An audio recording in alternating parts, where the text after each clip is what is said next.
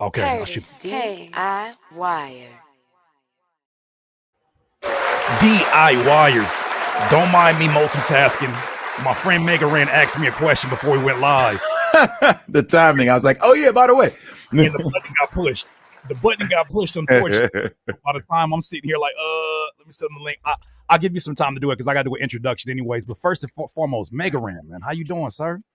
I'm great. I am still trying to process so many emotions right now, but insane. This is wild, man. It is very, very wild. But I am doing well. I'm blessed, man.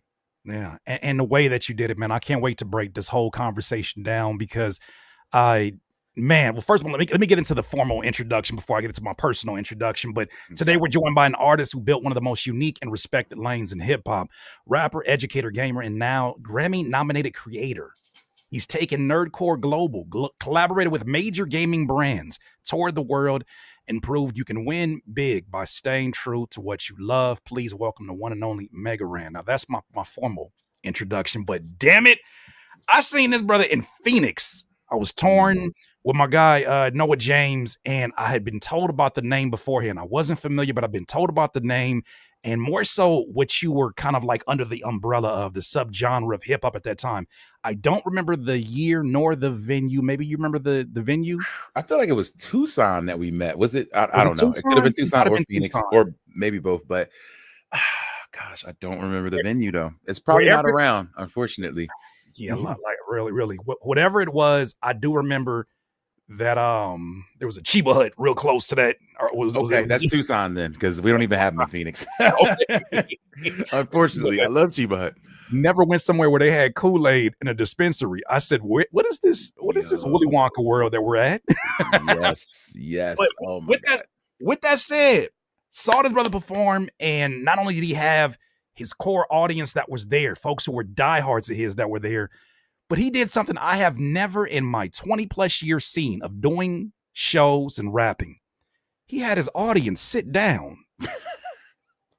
He had his audience sit down. And you know what they did? They sat down. Just like a classroom.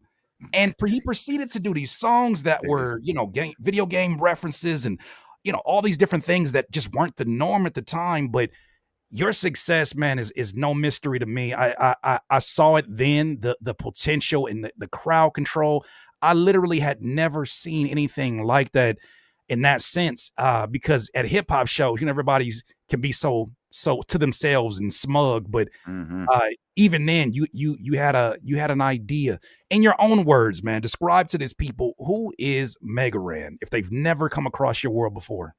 Wow. Okay. So Mega Ran is a former teacher, educator turned rapper, songwriter, musician, podcaster, content creator, I guess you want to say, right. Author, DIYer, man. Like, honestly, just, my goal has been to take like indie rap to the world, in the weirdest rooms possible. You know what I mean? And that journey kind of started maybe in 2007, just being like, oh wow, like you can take this, like there's still places that hip hop ain't necessarily allowed in. You know what I mean? And that was like a part of my mission where I was like, okay, we're going to take this to places where maybe they don't want it and they just don't know that they want it here. So we're going to figure it out. And that's just been the journey. Man, not to stray too far, but I remember a gentleman, a mentor of mine actually, who told me a story about there was a father. You talk about going the non-traditional route, which is going to be a reoccurring theme, I think, in our conversation. Mm-hmm. But there was a father who was, just kind of went through the same motions as most up and coming rappers. He was doing the typical songs, the club songs, the girl songs, and all of this. And his son took a liking to a specific type of toy. And it was a whole world amongst these toys where there's backstories. And long story short, I don't remember the gentleman's name, but he pivoted and started to rap about the stories, just really making songs for his son. And him doing so, and I'm hoping this is ringing a bell, but him doing so, it opened up conferences to him. He had opportunities he had never gotten as the traditional independent artist. And when he told me that story, I promise you were the first person that came to mind because of how much you've etched out your own your own lane and never made excuses for it. Like you never Wow. like tried to figure out, okay, how do I make this look good? You did you the entire time, but Do you, man? I'm like, is this the Mega Man story? Like, wait, who I'm is like, no, this? I was Like, hoping that you was gonna give me like, Curtis, you describing my story. I was hoping that because I've never been I able to find a need man's. to I'm gonna have to know. hit my mentor up because my mentor told me this story and he was telling it to me because he knew that I was pivoting as an independent artist. You know, at the Mhm, time that I met you, I was with a indie label called Black Cloud, and I was mhm, going kind of on my own at that point. And so he said, you know, don't be afraid of going a non-traditional route. And that's a mm. story he told me, and it's one that stuck with me. But I thought about you, and I was like, did he Gosh, just I tell me the have to Mega Man find. story?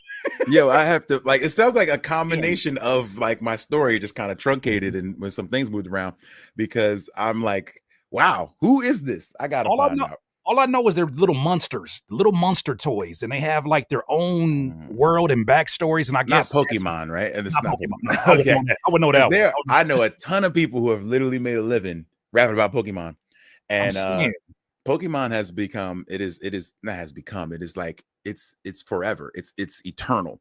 You know what I'm right. saying? To the point where kids grew up with it and now they're older with it and they're just turning it into like putting it into rap songs, making it swaggy and Mhm. like killing it.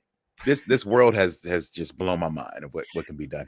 Amazing how ahead of the curve you were. Like especially as I look at the Pokemon Go sensation during the pandemic years Uh, and seeing people leaving their homes. Like only something like Pokemon will be able to cut through all of the distraction and the doom scrolling. The people are like, I'll go outside for some Pokemon. yeah, made Which people is go crazy. outside for Pokemon. That's pretty crazy, man. Like that was a moment for sure. Like that let Yeah. me know like the power of kind of gaming and you know something can really cut through culture and cut across cultures Mhm. and become universal like that. Something so niche can now still to this day like a lot of my homies are like hold up I gotta catch this Pokemon real quick, hold on, and they'll just whip the phone out. Man, I'd be like, wait, what? Like, yo, people You know still do what? it, man. It's Go really for cool it. to see. They still go for it, man. It's and like, you know, we came up in a time and a place where, you know, you might have got beat up for something like that. You I'm know what I mean? And so saying. it's very interesting, man. Like that we are now at a point where everybody is completely free to do and be whatever and whoever they want to be. And and I'm sure you've probably said it at some point, but it's this is the greatest time to be a creator Yeah. probably in human history because there's just so many options and so many ways to do it. And isn't it ironic that probably the same kids that were trying to bully the ones who were in their games or were into their wrestling are now being told by their labels that when they became rappers, they're being told by their labels, I need you to get into streaming and maybe even gaming. Yeah. And to see this whole thing come full circle, it's insane. You know, I'm pretty sure you have your feelings about it because they don't all seem thrilled about having to get into this world. And it doesn't seem genuine for some folks, but it is No. dope to see, like, for instance, I'll give you an example, like a Schoolboy Q. It's dope to see him be able to display his passion for golfing and then Mhm. also for gaming in general, because it's like these are human beings outside of their rapper personas. Yeah. It's but I will say like nerds can kind of they'll spot a counterfeit. You know what I mean? And Mhm. nerds love authenticity and we thrive off that. DIYers too. And Yeah. so we can see authenticity when you really love it or when you're like just forced to do it. You can tell. And you're not going to create your best content when you don't really want to be doing it. You got to really get comfortable. And but it's wild to see, you know. I was talking to Merce about this. Merce was the first rapper on Twitch streaming, you know, like the Mhm. literal first Right. hip hop artist Right. Shout out to to him. run a live stream. And like, you know, you're not necessarily going to get flowers for something like that, but it's like I was doing this when everybody was like, that's dumb. Like, what are you just gonna sit in front of the camera? Mhm. Like, what are you What doing? else? Meanwhile, now you seeing these I'm like, were we too early, Mega Ran? Because meanwhile, you got Yeah. multimillionaires who are Yes. literally getting paid to sleep in front of the camera. What Yo, Twilight Zone are we in? I never thought this would take off, dude. I remember kids being like, "Oh, I just watch a guy play Roblox or I watch a guy play Fortnite." And I'm like, "What, do he let you play?" No, no, no, I just watch. Does he like, you know, interact with you? No, not really. But he just plays and he's really good. And I'm like, "So you just watch?" Yeah, yeah. And I was like, "This will never work." Like, this is the For us as dumbest thing I kids, ever heard. that's torture. For us as kids, that was torture. Like seeing your little cousin play a one-person game, and it's like, you know, you don't want to say this, but it's like talking about in my head, I'm like, I hope you die as Luigi so I can come back and be Mario because I don't like just taking turns. I don't like taking Right. turns I with don't you. like this taking turns. I ain't I'm gonna say like, it out man. loud. Right. I'm like, oh, watch that jump. Oh, watch Whoa, out. whoa. You gotta be quicker next time. Man, look, you've carved out one of the most unique lanes, man, in hip hop, in my opinion. Part MC, part educator, part gamer, part historian. For people new to your world, how do you describe what Mega Ran represents today? Well, that's hard. I feel like I've worn so many hats over the years, and I think they've all been me. So I think honestly, the the main takeaway from what I am is complex, complicated, you know, varied, random, and human, because we all like so many different things. And so I think that's the point that I'm trying to get across mostly to people is that you can be complex, you can be versatile, you can try different things. People have always told you stay in your lane, do the thing, whatever. And I'm the opposite of that, you know what I mean? And I feel like you don't necessarily have to stay in your lane, because if your lane is authenticity and your lane is complexity, your lane is nerdiness and silliness and randomness, then I could literally do anything. And people were like, oh yeah, there you go. There we go, doing the country album. All right, yeah, I saw it. Saw it coming. You know Right, what I mean? I remember, I think KRS once said that. Somebody was like, what is hip hop? And he's always like, I am hip hop. right. And so, and My favorite from him, but every year, he does it in every year interview. Anytime he about to cook, he says every year. That's KRS One favorite every go-to. year. Every year, I write a diss song for the top 10 rappers in the game.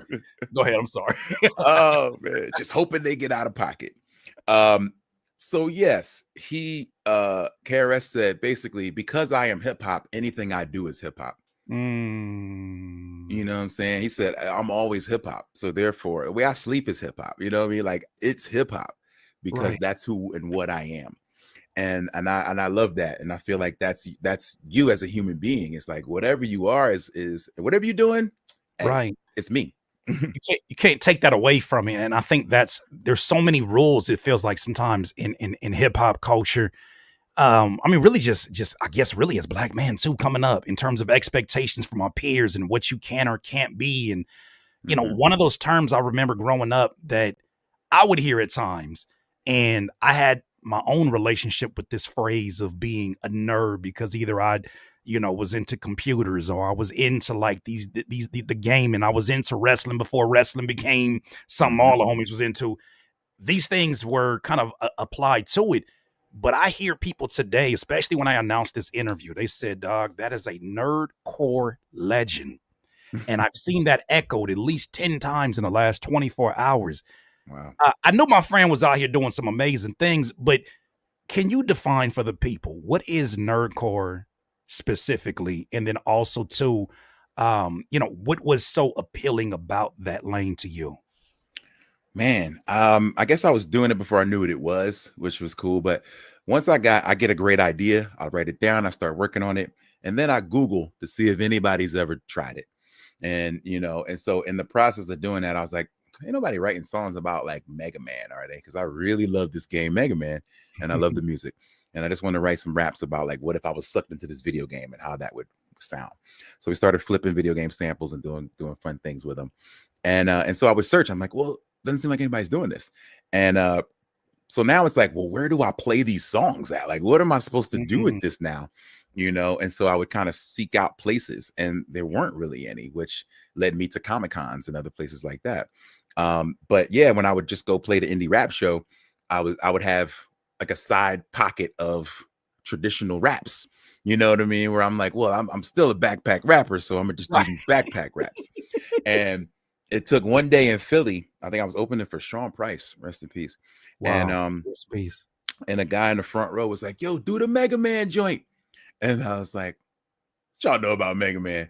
And the crowd was like, yo, that was my shit. And Wow. so that kind of taught me like, oh, like I can be my full self Right. and we can just have fun with it. And I had to really like fight with myself in that, where I was like, oh, I'll give y'all the what I think you want. But I Mhm. think in if you have a set, if you have 30 minutes to perform, like it's time for them to come into your world for 30 minutes, not for Mm. you to go to theirs. So Right. so I had to really fight with myself to be like, all right, I'm gonna give them myself. So we did the Mega Man joint. And people were into it, and I was like, oh, okay, like this is cool. And so Don't that was the beginning of it. don't let me be myself. Don't you dare give me all. Don't you encourage this. Do you know you know how many songs I got? I'm speaking from your Yo, perspective. yeah, it's like don't you messed up now. Like, oh, this is cool. I can be me. All right, well, Right. watch this. You know, You know, the irony of us crossing paths in Tucson is that you had discovered what I was still trying to understand about myself as an artist. At that time, I was still going by the moniker Baby Sinbad. Like I was Curtis King, but Baby Sinbad. I had the flat top. I had the 90s kind of, yes, thrift store yes, attire. And the whole thing was like, I mean, I didn't look at it as a gimmick. The older I get, the more I realize like gimmick has such a bad connotation to it, specifically in hip hop. And I get that the people who are critics of it really are just saying that it's inauthentic and that you're wearing a costume as a means to an end. But yeah, my question for that would be what happens when it's actually a part of your day to day, whether or not you're rapping or not. Like if it's really a part of your, is that something that you ever had a kind of inner dialogue or struggle with it like becoming like a the shtick? gimmick, the putting on Yeah. the costume. Literally, sometimes I I put didn't on see the you out helmet. here with, I see You you out know, here with the helmet and blue hair. I'm yeah, like, oh, you I fit, you had were to. all the way in. I had to embrace it. You know what I mean? I really just had to embrace it. And the best thing about it is like it's work that I'm proud of, and it's a story that is authentic to me. You know what I mean? I didn't just go grab whatever I thought was popular and then say that's my thing, that's me. You Mhm. know, the thing that got me the most views. Okay, then that's what I'm gonna do. It was just I loved Mega Man music and I loved the game, and so I was like, well, let me just embrace that. You know what I mean? Like Snoop loves weed. I mean, I don't know if that's a gimmick. I mean, at this point, maybe it is, but um, I do. you know what I mean? I think he the real deal. But I think he's pretty serious about his love for weed. So, but at the same time, that becomes a calling card where something that, all right, if you do smoke weed, you got somebody to relate to. You know, if you are a nerd, you got somebody to relate to. So, um, yeah, I've definitely worried about that in the past a lot, especially growing up in Philly. You know what I mean? And like you said, the connotation of gimmick is bad. You know what I Mhm. mean? In wrestling, it's not so bad. The gimmick is what you utilize that your character becomes. And in wrestling, they say the gimmick is you turned up to 11. Wait, you just made me realize something. How did we let that one go, but we don't let it go in hip hop? You just Right. that is, as Hulk you Hogan said going around, well, you know something, brother. And it's like, do you think he walks around and does that? Like, do you think Macho Man is well, Macho Man, maybe he, he might have been like you know what? He might have been. He might have been. Ooh, can I get some more bananas from the back of the that. store? Ooh, these are delicious. Like, you know, like I can see him in a cereal aisle looking, Yeah, got any he, Cocoa Rebels? he's pretty authentic. For what people say, like he lived the gimmick. Like that's the term in wrestling is you live the gimmick. And Yeah. I think he lived the gimmick. But yeah, you don't think these guys were running around ripping their shirts off in the grocery store. Like that was when the camera came on. You know, the Road Right. Warriors was all you know what I mean? Like that was such Undertaker been dead for 20 years. You know I'm what I'm saying. saying? I'm saying it, and you know, Lord knows, especially as they disclose their own business and they talk about, you know, the roids, the drugs that may even circulate around. You start to see like, no, that's really Mhm. you on 20. Yeah, that's 2027. Let's You might have overshot the target. yeah. But So yeah, that was just in wrestling. They just said that it's you, but turned way up. And I Right. think that that's true. Like I love video games. I don't necessarily go to sleep and wake up thinking about a Mega Man game or character, but the artist Mega Ran does. You know what I'm saying? And so you're just turning the dial a little bit, but it's still within your actual wheelhouse. So you're not doing or saying anything that you wouldn't do or say. You know what I mean? So I think it's that's important is keeping a hold of yourself. If you lose yourself, then it becomes a gimmick in the bad way. And the irony of that is that I feel like that's kind of the same description of a rapper in that those songs at times are your confidence on 10, Mhm. especially when you see them now in podcasts. And I know it because these are my peers, but I see it in podcasts where they'll talk about, man, I made that song when I was the brokest. I was the most depressed. I was the most loneliest. And you made the song that I'm the shit. You made I'm the shit at that point in time. Right. It's quite amazing that you achieved that. But it is your confidence on 10. It is you kind of projecting what you see yourself. The projection, yes. Yeah. But that, so my question for you to follow up all that is, at what point in time did you realize this lane? It went from the request in the crowd, like, yo, do the Mega Man.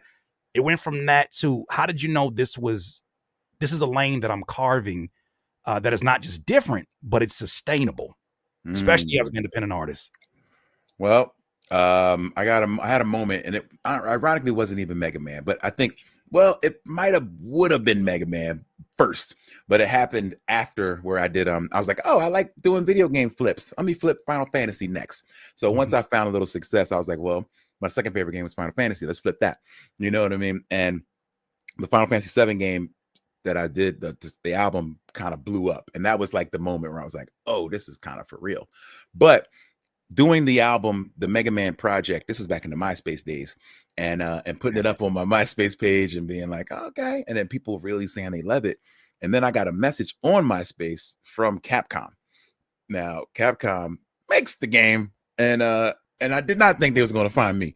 And it happened because IGN, this website, put up a review of my Mega Man album. And I was like, know IGN, yeah. I was like, yo, and IGN's like the #1 video game source. And so them reviewing my album was crazy. I was like, how do they even know I exist? Like, what's going on? And I'm glad that was your concern, because if I see CapCut, I'm like, I'm about to get sued. I'm about to get sued. You know what I'm saying? So I see the message, and it's the big C. I see the big C. And I'm like, oh God. And it says like RE, this Mega Man album. And I'm like, uh-oh. I opened it up, and the dude's like, hey man, this is Tony at Capcom. Just wanted to talk to you about this. And I'm like, oh, smiley, smiley faces. It's making quite the noise, and I'm like, heart dropping. Right. And the dude skips a couple lines, maybe for effect. And then it says, don't worry, this isn't like a cease and desist or anything. Like, we think this is like hella cool. And I'm like, oh. That's the last thing you want, especially when I had that issue when I did in 2009. I did a project called Snick at Night, where I flipped all the old Nickelodeon themes and made a project out of it.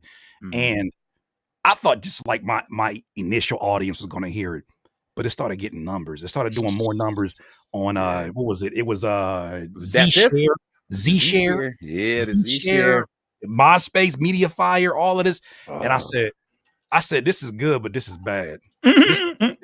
This could be yes. And the funny thing is, I was uploading, and I wonder if this happened to you. I was uploading them to YouTube, and I was getting flagged for like using Clarissa Explains It All. The visuals were getting me flagged. The music wasn't, but the visuals were, and I was like, oh boy, I'm playing with fire. And I remember I had a message board back then. Man, message boards were the thing. I had a little Mega Man message board, and I was like, guys, this video keeps getting banned from YouTube, so I'm gonna put the video in here, but don't put it on YouTube, like just for y'all to watch it. Like I remember, like it was like a Z-Share link, and I'm like, look, just do what you want with it, but don't put it on YouTube because they don't like it. And like they would not let me use any visual stuff, and I was like, oh, this is kind of bad. And so yeah, same thing. And they were like, oh, we think this is kind of dope. And I'm like, what? That's a thing. And the Capcom was really ahead of the curve, because like a lot of these folks are not into that. We're seeing that right now with Westside Gunn and WWE. So what are your thoughts on that, by the way? That is really unfortunate. Wes is a friend of mine. We fellow wrestling head. We see each other at events all the time. I feel his pain, but as a guy who literally named myself after a copyrighted character, hey, if they decide to come at me and say, give me that, I have to give them that.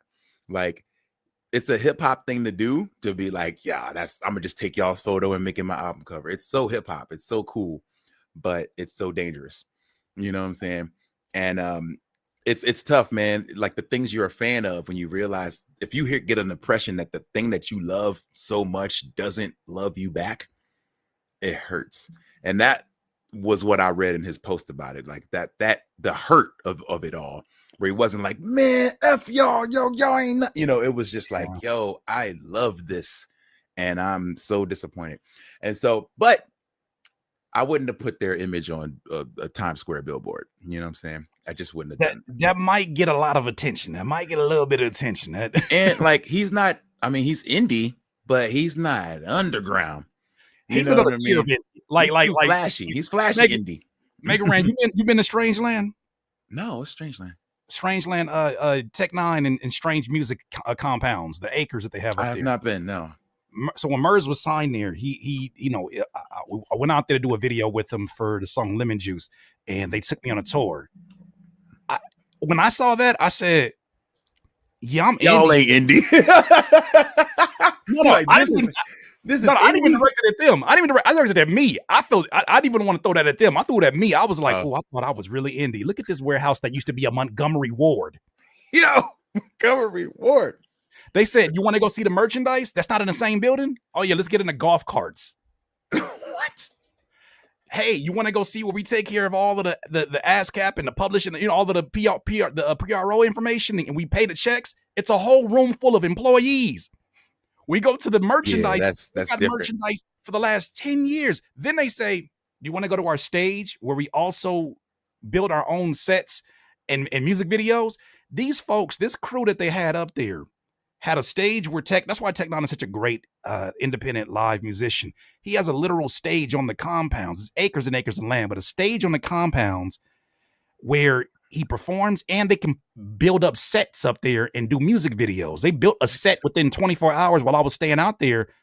Like, it's insane. And even like they didn't even want to work with the construction companies around. So they got their own construction gear in one of the warehouses. What? How about this? One more. I know this is your interview, but I got to say this. It just blows my mind because I love talking to indie artists about this. There was a bridge that made their route from where they lived at to their compounds a little bit longer. And so they put in money in the city so a bridge could be built. And it not only affected their route, but everybody else who was like, yeah, why did they build a bridge earlier here?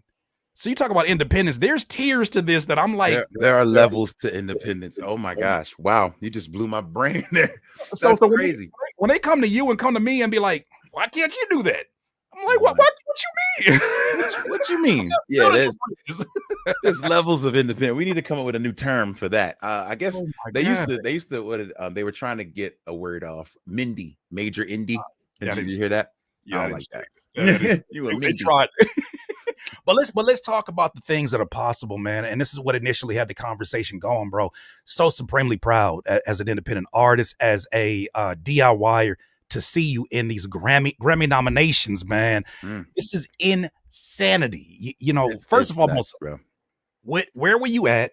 What was your first reaction when you saw, like, I'm a Grammy nominated artist, and that's forever now? That's forever. Okay, so good news is, like, you spend with the Grammy stuff. You know, of course, there's eligibility periods. You put the album out, then you submit the album for consideration. Then you get an okay that it was considered. I think in children's there were almost 200 albums considered. So then you go through a voting period, 2-3 weeks, and then voting's over. Bam. So we had a week between voting and when they would announce the nominees. My anniversary was happening on the day of the nomination announcements, 10-year anniversary. Oh yeah. So we're like, I'm into signs big time. So I was like, oh, maybe that's a sign. Like, but you know what? This week is driving me crazy. So instead of us doing a anniversary trip on the day, because then I'll miss the thing, let's do a trip before the anniversary.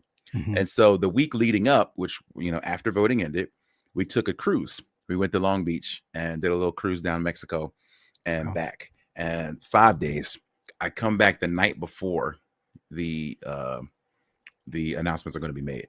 And they do it in the morning. So it's like 9 a.m. So I was like, oh, let's have all the homies over and have a breakfast. My wife's like, yeah, I'll make breakfast. We bring the homies in, a lot of the producers that worked on the record, everybody that's local. We sit around, we eat and we chilling. And they're like, oh, it'll be on YouTube Live at this time. So we put it on YouTube. And I didn't know that there are several streams or that are going to show different categories, because there are like 50 categories, like 50 awards or something like that. So children's is a bit of niche one. It's a smaller one. So it's within the visual media. So also movie soundtracks, audiobooks, other stuff that's around it, and the children is in that field. So I was like, well, this says they're going to show them all, so we watch it. And they get to John Batiste is going to be reading our category, and I was like, oh, that's dope. And so I'm all excited. John Batiste is like, guys, I'm excited to read visual media, blah blah blah. Right. And he reads one category, and I don't know what it was. And then they were like, all right, guys, that is the end of our telecast. Thanks for watching. And I'm like, wait, where's mine? I'm here. Hi. Hello. And so at that time, I get like 6 text messages. Bing, bing, bing, bing, bing, bing. And I'm like, not right now. I'm trying to see who won the freaking thing. And so I close the window and we find another link that has our category in it. And that one had just ended. So it was like, thanks for watching. And I'm like what is going on? Yeah. Another 5 texts. Bing, bing, bing, bing. I'm like, not now. I'm trying to find this thing. So I go back in and we're like scrolling, and every one of them is at the end of the stream. And it takes time for it to restart. So they're just like, thanks for watching, Grammy.com, And we're like, what is happening? And meanwhile, a couple more texts. Bling, bling, bling. And my boy is like, yo, okay, they got the results on variety.com. So we go to Variety's website. He starts scrolling through, and I'm like, scroll faster. And we scroll, and we get to Best Children's. And I'm like, yo, I see my name. Yo, my boy was recording. I'm like literally sitting on the floor, like staring into his phone. Right. And then I see my name, and I just burst into tears, bro. Like, it was just, oh my God. And I looked at my phone, and they're like, you did it. Like people knew 10 minutes before I did. And I was like, this isn't real. Like, no way. This is not real. And I just absolutely lost it, man. Like, the emotion was like, what? I'm like with my wife, with the kid, my homies are there, and it was just extremely emotional, man. Like that was insanity. And then like the emotion of like, this thing is happening, but I'm not able to see it. Like, yo, where is it? Like, I need further confirmation from the Variety. I need someone to say it on the Grammy background. Right. I need John Baptiste to come back out here and do another announcement. So then they finally rerun it, and maybe 20 minutes later they rerun it, and I'm able to actually watch it happen. Wow. And so for that, then I was like, okay, it really happened. And I recorded that, and like the Recording Academy like took a clip of that and put it in one of their little compilation videos they did on Insta. And I was like, oh, it's real. It's real. Yeah. Like, this is real. Like they can't take that away. Like, it's there. It's right. I see it. And ever.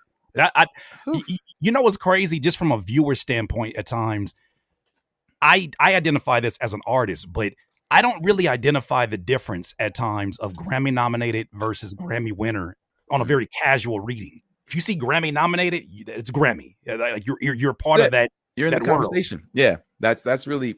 And I've heard people say that, but these are people who've won. I haven't won, so they're like, honestly, the jump from non-nominee to nominee is like one of the biggest jumps in your career. So the jump from nominee to winner, come on, naturally, I mean, it's a jump, but it may not be the big jump that from non-nominee to nominee is. And I mean, it's only been a week for me, so I really can't say, but I can see that, because it is a huge jump to be in that conversation now. You know what I'm saying? Like, you're listed on this website that has Quincy Jones and so many other folks, where you're just like, whoa, goosebumps even thinking about it. And like, that's forever, whether you win or not, you know what I'm saying? So once you're there, I can understand people saying that, but also once you're there, you want to win. Who don't? You didn't come this far to come this far. That part is one of my favorite quotes. And Buddy's Magic Treehouse, phenomenal project. And I'm gonna have a very transparent moment with you. Shout out to my dog 60 East in the building. Very transparent moment. When I see children's rap album, I cringe a little bit. I cringe. Let me get this off before I'm gonna spin it. I cringe a little bit, because in tradition before, if it's not Andre Three Stacks in that comedy, the Cartoon Network, if it's not that kind of, if the music is not there, sometimes the lines are like they're you can tell the artist is holding back so much and they're settling on cliche. Ashley in here just mentioned Kids Bop. Like we've seen versions of this that are like they feel so detached from hip hop. But you just said yourself, I'm a backpacker. This is where I come from. This album is so beautifully put together. Lyrically, let's start with that first, and that you're not holding back punches as much as you're changing the direction of the conversation. Like there's no reason for us to be in a vulgar tone if we're talking about these particular relatable topics. Right. You know, being a kid that has varying interests and standing on that and what that could mean for you. There's so many things, and the music is just so soulful. I'm like, God bless you for having these Froze up on kids me. get huh? And I pause up. Uh-oh. You here? We here? I hear you. Okay. That might. We good? We good. I think we good. All right, we back. Okay. All I was gonna say is that for the music to be so soulful and these kids to be exposed to this and the potential for that to win a Grammy, I think such an amazing example. Just for context, because we're gonna get into the conversations about this project, but for context, can you kind of describe what your indie looks like? We talked about the extreme with strange music, but what does your indie look like so that people can understand how inspiring of a story this is? Oh man, well, it's about the polar opposite of Strangeland. This is my Strangeland right here. That box right there is merch that I got to ship out. Oh, wow. There's CDs, there's records, there's my room is full of merch right now. There's so much vinyl that I got to ship. Basically, I do it all, you know. I am the guy who sets up all the merch that does most of the shipping. I do have help with that. I have a merch distributor, but I have to get the merch ready to get it to them. You know what I mean? So if it's going to be signed, it's got to come to me. I got to sign it, then I got to send it over. Things like that. So most of the stuff is done right here. You know, at least a lot of scratch vocals are done in my home. Sometimes I make songs with the chat on Twitch. Some of the songs from this album actually started from Twitch chat, just working on stuff. And then I'd put rough versions of them in our Discord, and then I think about it, and then I'm like, all right, now I'll go to the big studio and actually flesh them out. So yeah, there's been varying levels of this, but to me, I think DIY hands-on is definitely where I'm kind of most comfortable, only because this is what I've been at for 10, 20 years now. Yeah. So I'm used to it. You know what I mean? I actually enjoy and appreciate. Oh, megaranmerch.com, by the way. Let me get my cheap plug off. No, you good. You good. To megaranmerch.com. You know, that's how I know you. That's how I know you're a true DIY, because in the middle of your thought, you said, "Let's not miss on that merch, Curtis King." Let's miss. Yeah, you know what I'm saying? But yeah, I appreciate that. So yeah, that's funny. I just put up a new shirt just to kind of commemorate the whole thing. I did a Mega Man in gold, and it's for just to commemorate this whole celebration. But yeah, I'm used to doing it all myself. This is actually, people say it sometimes, like they've been in the congratulations, like, yo, congrats to you and your team. And I'm like, what team? Yeah. What does that team look? Is it you are a true DIY? You are a Grammy nominated DIYer. Wow, yeah, people would be like, yo, the team. And I'm like, it does take a team. Man. It is a team of folks. Like, I didn't produce every record. I did actually produce 70% of them, but there's featured acts, there's instrumentalists, there's all types of people who helped out. You know what I mean? I have a manager now. So yes, I guess there is a team for sure. But yeah, a lot of it is just kind of me coming up with an idea, going to sleep, waking up, and then trying to execute it. That's all. And yeah, it's a beautiful journey, especially to be able to have this story. Like, this will take me back to all the times of playing shows to 3-4 people and the sound guy, you know what I'm saying? Chasing down promoters to get paid, like the driving 6-7 hours for literally nothing. You know what I'm saying? Like, so many of those memories and moments, and some of them were just 6 months ago. So having that in the front of my mind, not the back, but the front of my mind, to be like, that's what makes this so sweet and so special. To know, like, you can fight through all that. You could have went through that last month and put out a Grammy, possibly a Grammy nominated or considered project in the next year. Like, it's the grind, man. It's having a story to tell. And I do think the Grammys, I mean, we can say we won, especially as hip hop artists. We've had a complicated relationship with the Grammys, I'd say. Mhm. But one thing I say is, man, like hard work and tenacity gets rewarded in that world. You know what I'm saying? Like coming back is so big. You know what I'm saying? People are big on the comeback. Like, yo, you didn't quit when you got disappointed. We got snubbed 2 years ago. You didn't just stop. And then, you know what I mean? And that there's definitely rewards in that, in the tenacity that's required kind of for the game.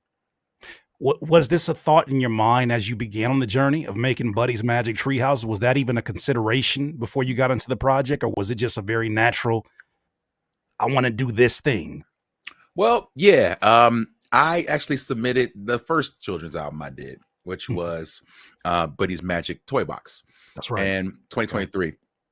And that was really, it was people, Grammy winners, Grammy nominees, Grammy contenders who heard it and were like, yo, this is the best children's stuff I've ever heard. Have you ever considered, dropping it in, putting your name in the hat? And I was like, no, like, why would I do that? Like instantly is what you think. It's like, me? Nah, I don't have $1 million budget. I don't have this, and they're like, it's different. It's different. It's not what you think it is. So, and what's the worst that could happen? And so I said, okay, I made sure my Recording Academy membership was up to date, didn't lapse. And then I submitted and just went on about my business. But then those same people were telling me like, hey, there's some chatter. You know what I'm saying? Like I'm hearing other people talk about your record. And I was like, what? And they're like, you should make the time to come and like politic a little bit. You know what I mean? Come talk to some people. Rub some shoulders. Rub some elbows. Make some trips, show your face, I hate this industry for that talk sometimes. But they're right. It's part of the job description. But man, oh man, does that get on my nerves. Those and then how many times Mega ran, I really mess with your movement, man. Yo, we should build. Let's build, fam. Let's build, fam. Let's build on top of buildings. And then what's going to happen is let's exchange numbers. We all building. We building. And like, when I hit you up, I'm not going to hit you back. Like when you hit me up, I'm not going to hit you back. No, I'm not hitting you back. And it's going to build by. We building. So when I need something from you, I'm gonna hit you. When you get some motion, I'm gonna for sure hit you up. Yeah, it's a nasty world, but man, the game is the game. I can only imagine now the people that you even heard from in a minute, because and thank you for being transparent about what this looks like for DIY artists, because that's something that I think even I was conscious about is when you're truly an independent artist out here and people see you in this internet space and they see you have these great viral moments and they see you doing well. The expectation is that anywhere you go and anything you do is going to be sold out and it's going to reflect what that looks like. No, this is the reason why people promote shows. The reason why there are still some folks out here on the ground level who are promoting shows, because there's so many more distractions now that consumers have. There's so many more reasons to stay at home and sleep on your pillow after a long week of work instead of going out 10 p.m. to a rap show. You know what I mean? Like we're competing a lot. We're competing with a lot of people's comfort. So I'm glad that you were able to speak on that. Did you want to expand on that particular? Oh man, I'm still going through it. Like I book a tour. It's the most satisfying, but also nerve-wracking part of this journey. Like I love playing live. It's my favorite part of it. But tour promotion, setups and things, it's nerve-wracking. I just came back from Europe and I did a week in the UK, and we're like, I don't live there. I ain't on the ground. So I'm just hoping the promoter is doing their job. You know what I'm saying? Yeah. And it's like, it's one of those things where like, if it goes well, it's the promoter's, fault. Or if it goes bad, it's your fault because you're on the top of the. What is that? You ain't got no draw, I guess. You know what I'm saying? And it's meanwhile, you have the title of promoter. How about that? My title is artist. Artist. Who can promote a little bit, but you said, you know what? What's a job and title for me full time is promoter. But I think it is ironic because then you start getting those. That's why it's one of my favorite Atlanta episodes when Childish Gambino's character or his character was trying to do a show for Paperboy, and the promoter just like disappeared behind a Yo. imaginary door. I was like, That I've was so been good. there. That's so good. I've been through that so many times. You're like, yo, where's homie at? I just saw him. I don't know. I just I don't know. Okay. Man, I've had so many weird scenarios. Oh, man, come by my house tomorrow. Or I've had one. I told it on my Twitch stream. I don't want to tell the other artist because he might not want this story out. Mhm. But I did a tour with two amazing independent artists, very well known.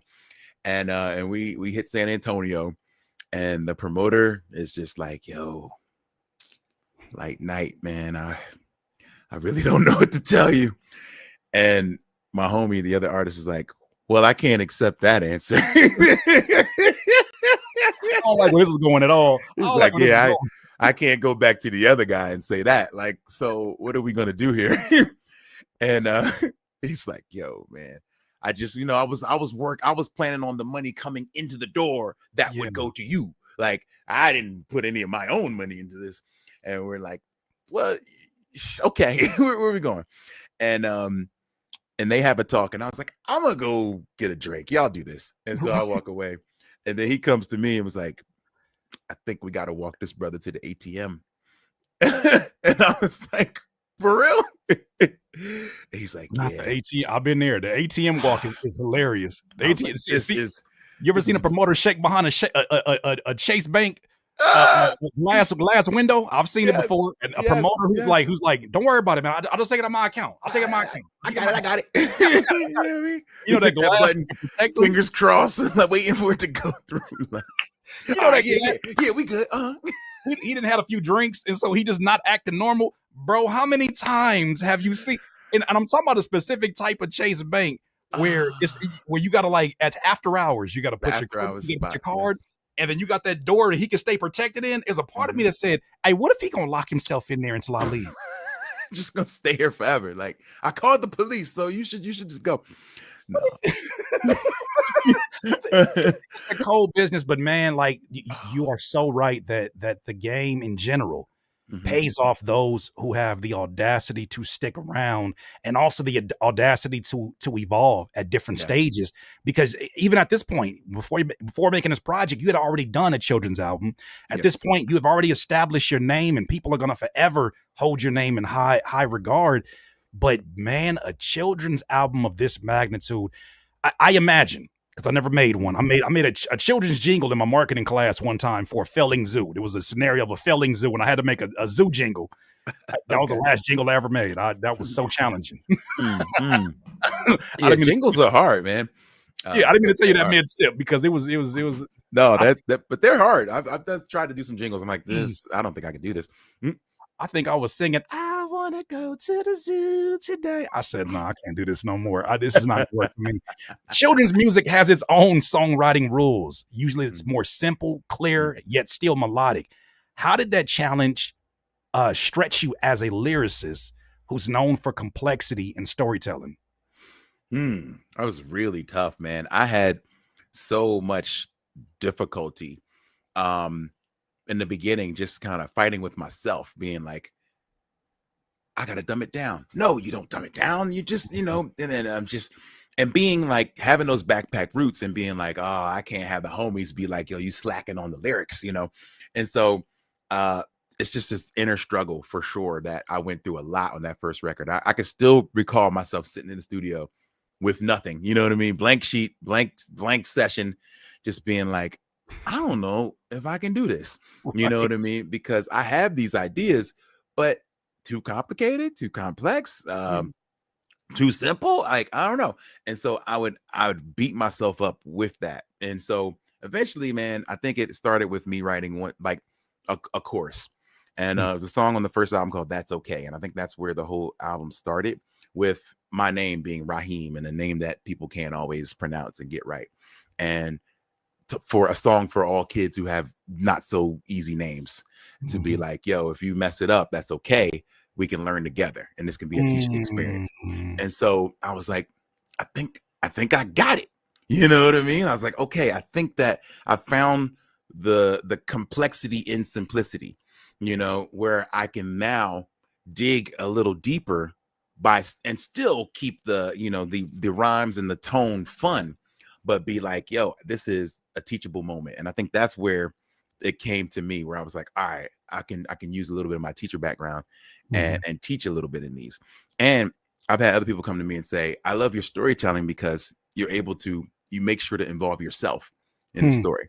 And I say that's the most important thing for me, is the autobiographicness of it all, being like, yo, I struggled with this. This was a thing that I dealt with when I was young, and this is how I dealt with it, and I think that part is so important, because it's easy to be like, yo, pick yourself up and be confident, Right. and then, it's like, Not with that voice, because I've heard that before. I heard that before.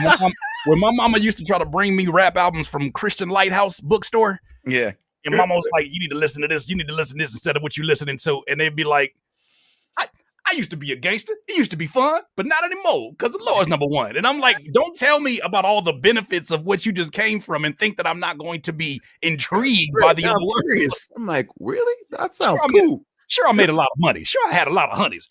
But now, God, oh man. So yeah, and that's like, I've learned the most important thing I learned is being a father in this process. Like that's what inspired the albums. Is like, yo, we decided during pandemic to adopt, and then later that led to fostering and becoming full-time parents. And so in that process of raising a little one, he came to us at like 7 months, so this is almost like fresh, but watching him grow and understand, and then realizing like, yo, kids are little humans. Like, they're not just kids. Like, you don't need to speak to them as in like they are, Ella Jenkins said, like, using the falsetto with them all the time, like, hey, little Johnny, hey, you baby. And it's like, we don't talk like that to each other. So it's like, if you want to treat this person like a human being, you should talk to them like a human being. And I think that's what translated to the raps, being like, oh, I can talk like a human being talks. You know what I'm saying? And granted, I mean, there's probably a little more smiling in my delivery. You know how you can hear the voice when you're smiling, you're talking. Right. There's more smiling during the delivery, 100%.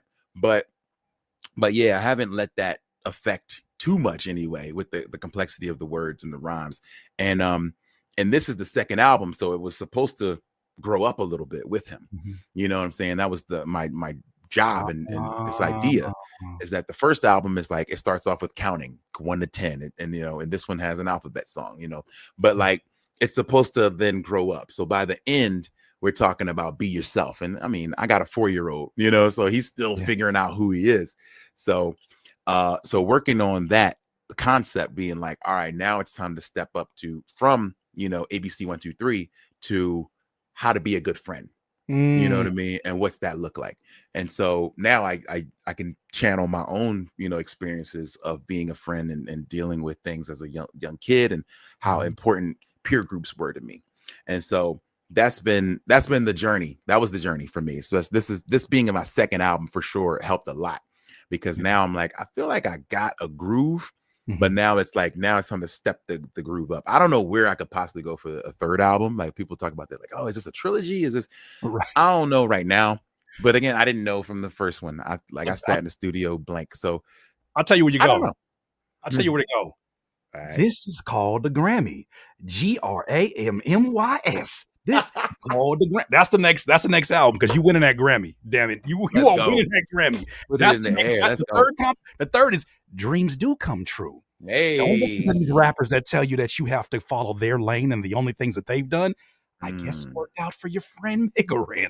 That's the video. That's the look. And then that's the third one. Ooh, dreams can come true. Dreams can come true. Look at your friend. As you grow with me and I'm growing with you, guess what? Even at this age, I am still growing. So look forward to being a lifetime of being a student. On that subject, though, what kind of reactions did you get from other rappers in the hip hop community when you pivoted? First on the first project, and I guess it will be less on this project because they saw it work. But when you pivot into this children's lane, were people supportive? Were these rappers confused, judgmental, or a mix of all three?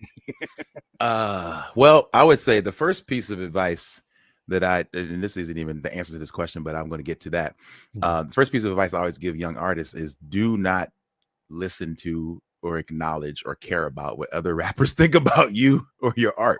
Wait a minute. You get your first one of the day. You get your first one of the day. I've been holding off for that one. Okay. Continue. I don't care. All right. So that was that. It's hard to learn. It's hard. It's hard. Yeah. You want that. Yo, that was hard. G. That means something so bad. But man, like oh my God, if I could go back to myself 15 years ago, I'd be like, yo, stop listening to them. Stop rapping for Wu-Tang. Like, they good. They all right. Like, you're not trying to be the 10th member. Like, stop. Look, Megaran, they told me when at what was a good time in my career as a producer, and I said, I think in 2012 or it's gonna be 2012 or 11, I said, I think I'm gonna do YouTube. I think I'm gonna live stream. What are you gonna do that for? What you need to do is get in front of these people and stay in front of these people. There ain't nothing on the internet. Ain't nobody want to spend all that time on it. I think I should do this thing. Something is in my gut. I can't predict where it's gonna go. And now them same people I see all over online. And I'm like, so you're not going to acknowledge that bad advice you gave me back in 2012? That's never happened. Gosh. Okay. Say less, dude. Okay. So this is fun. I remember on a video shoot we were I was doing a song. I don't know if you know Kane Mayfield, incredible indie MC. He's moved into like a crypto space. Like he's really doing his thing. But like I remember us just having a conversation about the what rappers think. And I was just like, so if Method Man walked in right now and he heard you rap and he was like, nah, it ain't for me. Like, what would that do for you? He's like, oh, I'd quit. I'd jump out. Like, literally, I'd be done. Like, my favorite rapper says, yo, you trash or it's okay. I'd probably stop rapping today. And I was like, really? Like, yo, you sound crazy. And that's and I was like, okay, you can't be serious. And and I heard that from Homeboy Sandman, who I love to death. And he was like, yo, Black Thought's my favorite rapper. And I was like, yeah, me too, man. And I was like, so if Black Thought was like, yo, I got some advice, you should hit it like this. He was like, I wouldn't take that advice.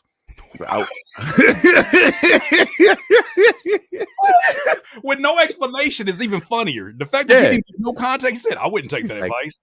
I wouldn't take that advice. Like he's like, how can he tell me how to be me? Ooh. And I was like, word, and it hit me. And I was like, who have a valid point. Yeah. I was like, who can teach you how to be you? Even if they are the greatest at what they do, they can teach you how to be them or closer to them. But if what you got is special and you believe in it, what can somebody else tell you? Imagine telling the first kids that were taking a kick and taking a snare and moving them in a really weird place that would go on. Imagine telling them, hey, that's not the way you make a beat. And it went on to become the sound of drill. Because nothing about that sound, the way that it's structured, sounds like a traditional trap beat, sounds like a traditional boom bap beat. Nothing about that seems like it would take off. But imagine telling that to, and you're not wrong in your advice. You're just giving some direction. Hey, I think your beats sound like they're a little bit stop and go. Like we need more momentum. And you have no idea what potential evolution of this game that you're stopping by giving solid advice, but also not being open to, hey, maybe even in my 20 years of experience, I don't know what the hell I'm talking about this thing. This particular thing. I always liken it to, this is a dated reference, but do you remember that song Gucci Gang? Yeah, Gucci Gang, Gucci. There's a lot of words. Gucci Gang, Gucci Gang, Gucci Gang, Gucci Gang, Gucci Gang, Gucci Gang, Gucci Gang. It's like that sounds like a minute and 40 seconds, and it's mostly Gucci Gang. Right. If I had heard that, like if that came across my desk, and he was like, "Yo, what you think, OG?" I'd have been like, "Nah, this ain't it. You need more." I don't think anybody's gonna like this one. Nobody's gonna tap this. This is never gonna work. Have you considered more words? You should probably do a little more with this. Like, this is not a song. It's just words. What do I like? Song goes on to sell millions of copies. What do I know? Like, I don't know anything. And so that looking at yourself and being like, maybe I don't know anything about this particular topic, and I should let this cook. You know what I mean? And so thinking about that, being like, yo, do you know how much progression might have been stopped from OGs giving sound advice? They think, being like, nah, you just got to do it more like this, man. You got to do it like this. And like progressive MCs and progressive producers and progressive artists that have maybe stopped in their tracks because someone he thought was informed said, that's not it. Yeah. You know what I mean? So it's like, I can't advise creatively on things like that. And therefore I wouldn't want anyone else to advise me creatively on that. Yeah. No, that's solid. That's solid, especially in a world that seems like we have more unofficial record execs who are tracing Billboard charts and numbers and and RIAA numbers that they've SoundScan numbers that they've never even thought about until their favorite artist was parading around, especially in rap, and saying these are the things that matter to my brand. And now we're in a place where we do have an abundance of information, which is a positive, and at times it can be a negative because you get these folks who have never had to compile the boxes of merch and do it for a show where only 12 people show up and then pick that up and go to the next tour stop. The next one. Yeah. And then go to the next one where it may be a packed night. And then the next one where it may be just you. You and the sound guy. You and you looking like, okay, that's pretty good turnout. No, they're at the bar. Don't even mention the shows where we're in the business of selling audio, right? Audio and merchandise, but we're audio experts to a certain degree, right? Our ability to demand the presence as master of ceremony and MCs. And we perform at venues at times that have the worst sound. Yeah, how about that? And I compare it to being like, imagine you saying, "Hey, I'm a florist. I got a whole bunch of roses. You should come here." And every single one of the roses are dead inside there. What is your product now? But you tell them, "Hey, man, wait, I can send you a link and I can show you on the page. I can show you." Or like, yo, that's the aesthetic, yo. Like, you got it, yo. My aesthetic is dead, you know what I'm saying? Like, yo, like everything lives and it dies, you know what I'm saying? Like, that's my vibe over here. It's dead sound. The worst is when they say, and that's just hip hop, baby. That's just hip hop. And I'm like, put some respect on hip hop name. Because we know where it started from. We know that yeah, it is a very hip hop moment.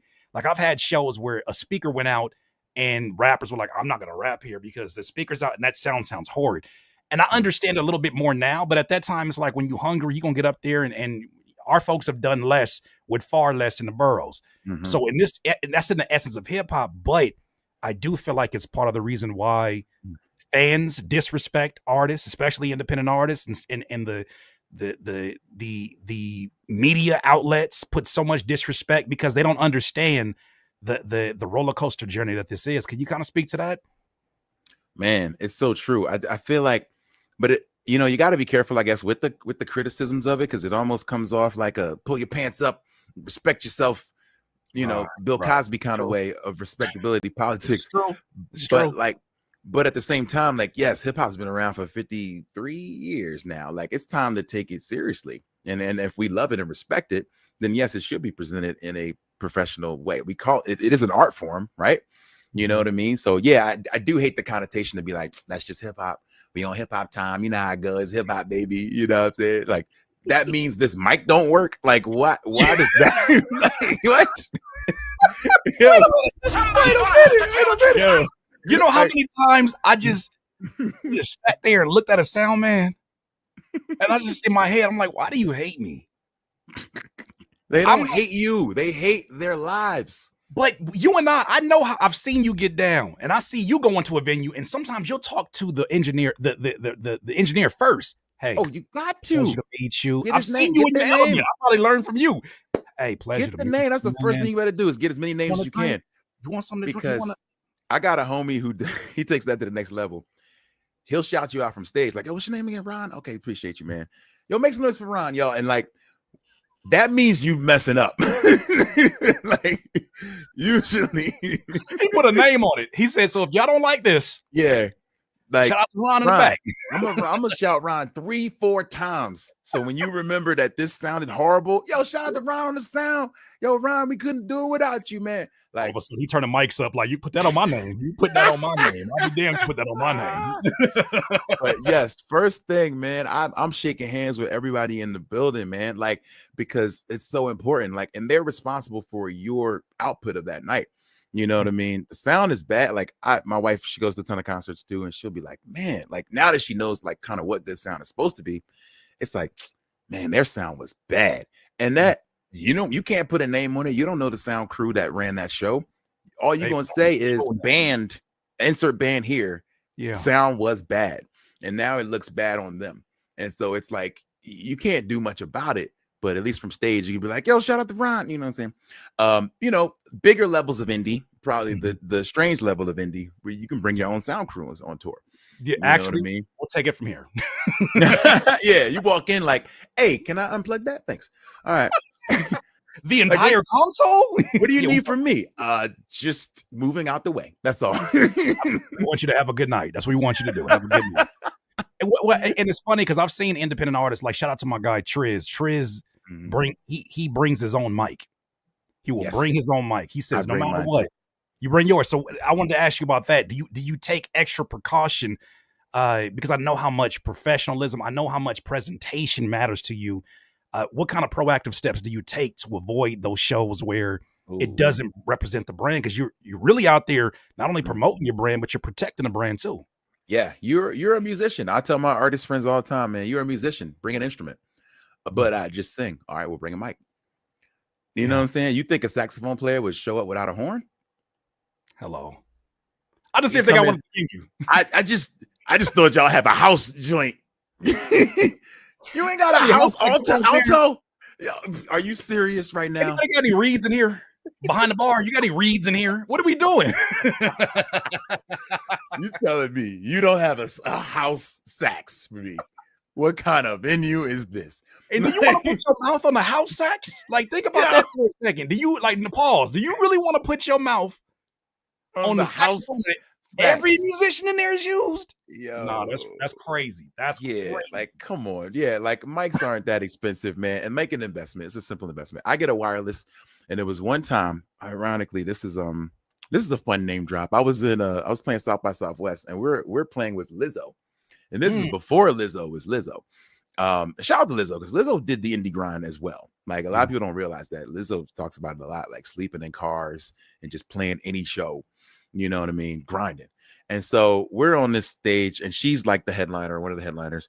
And the cats right before them was this cat from Chicago, Show You Suck. And he's really great, super high energy. And I was like, oh, how am I gonna follow this? Oh, and him and his backup guy got wireless mics. Yeah. And I'm like, and I gotta get up there and be like, come closer, yo. I got this wire. I'm gonna just do what I can. And so I was like, yo, that set was great. Yo, do you think like I can just use that mic? Like, just keep it plugged up. I'm gonna just, and he was like, nope. And took it apart. I don't blame him. Like, I get what you get, but I don't blame him. Damn it. I was like, now looking back, I'm like, the nerve of me even asking him. Like, yo, this is this man's personal mic that his saliva has been on, his lips have touched. Like, why would he want to share that with me? Like, and I was just like, but I wanted the moment. I wanted a little bit of that moment. And I was like, first thing I did, I'm going to buy me a mic. Like, the moment I left there, I was like, I need my own microphone. And now I tell people, what's that? What kind are you using, by the way? Oh, my weapon of choice is the SM58 Beta from Shure. Shout out to Shure. I'm still trying to get that partnership. You know what I'm saying, y'all? Come on. I'm trying. I'm gonna tag y'all in every post with my mic. So what I do is I use a custom head, different colored head. So it's gold. So it stands out a little bit, the microphone cap. And so yeah, it's a industry standard, pretty basic mic. And the Beta's okay. Like I've had it about 6 years, actually since pandemic. So I probably am due for a new one. Wink, wink, sure. So but yeah, man, anywhere I go, any artist that I really truly like believe in and I see them going somewhere, I'll pull in if I'm comfortable enough with them, I'll be like, yo, man, you should start bringing your own mic. Mhm. You know what I'm saying? Like, I think just little things like that, man, that the professionalism side of it. And like, if we take it seriously and we treat it like a business and we treat it like an Yeah. art form, the people watching and listening have no choice but to, you know what I'm saying? So yes, I can work with anything. I can work with 2 cans on the stage instead of some monitors. I can work with literally no stage, and you know, we're gonna get in a circle and make it happen. But like, you know, we should take it professional and make it so put our thing on it. You know what I'm saying? So Mhm. yeah, I'm like, I just look at it all the time as the horn player who would never show up without a horn. You know what I'm saying? The drummer wouldn't show up without a kit, or at least some cymbals or something.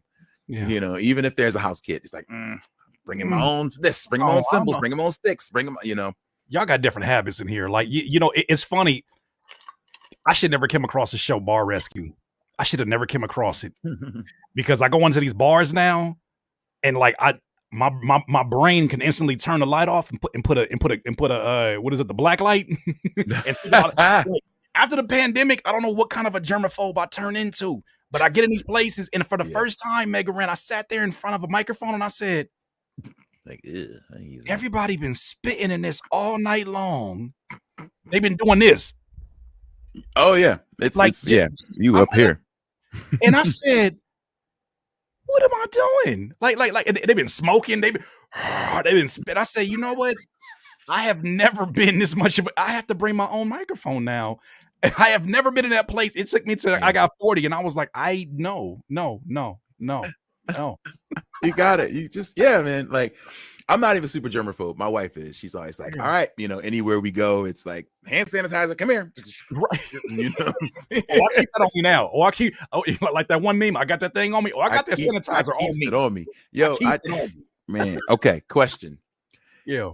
If you've ever run, like, recently, since the, you know, since pandemic, if you've run a merch table, Mhm. do you keep sanitizer on the table? Yes. Well, Okay. yes. Yes, I do. Okay. 'Cause sometimes I think even the audience coming up is conscious of that now more because after the pandemic.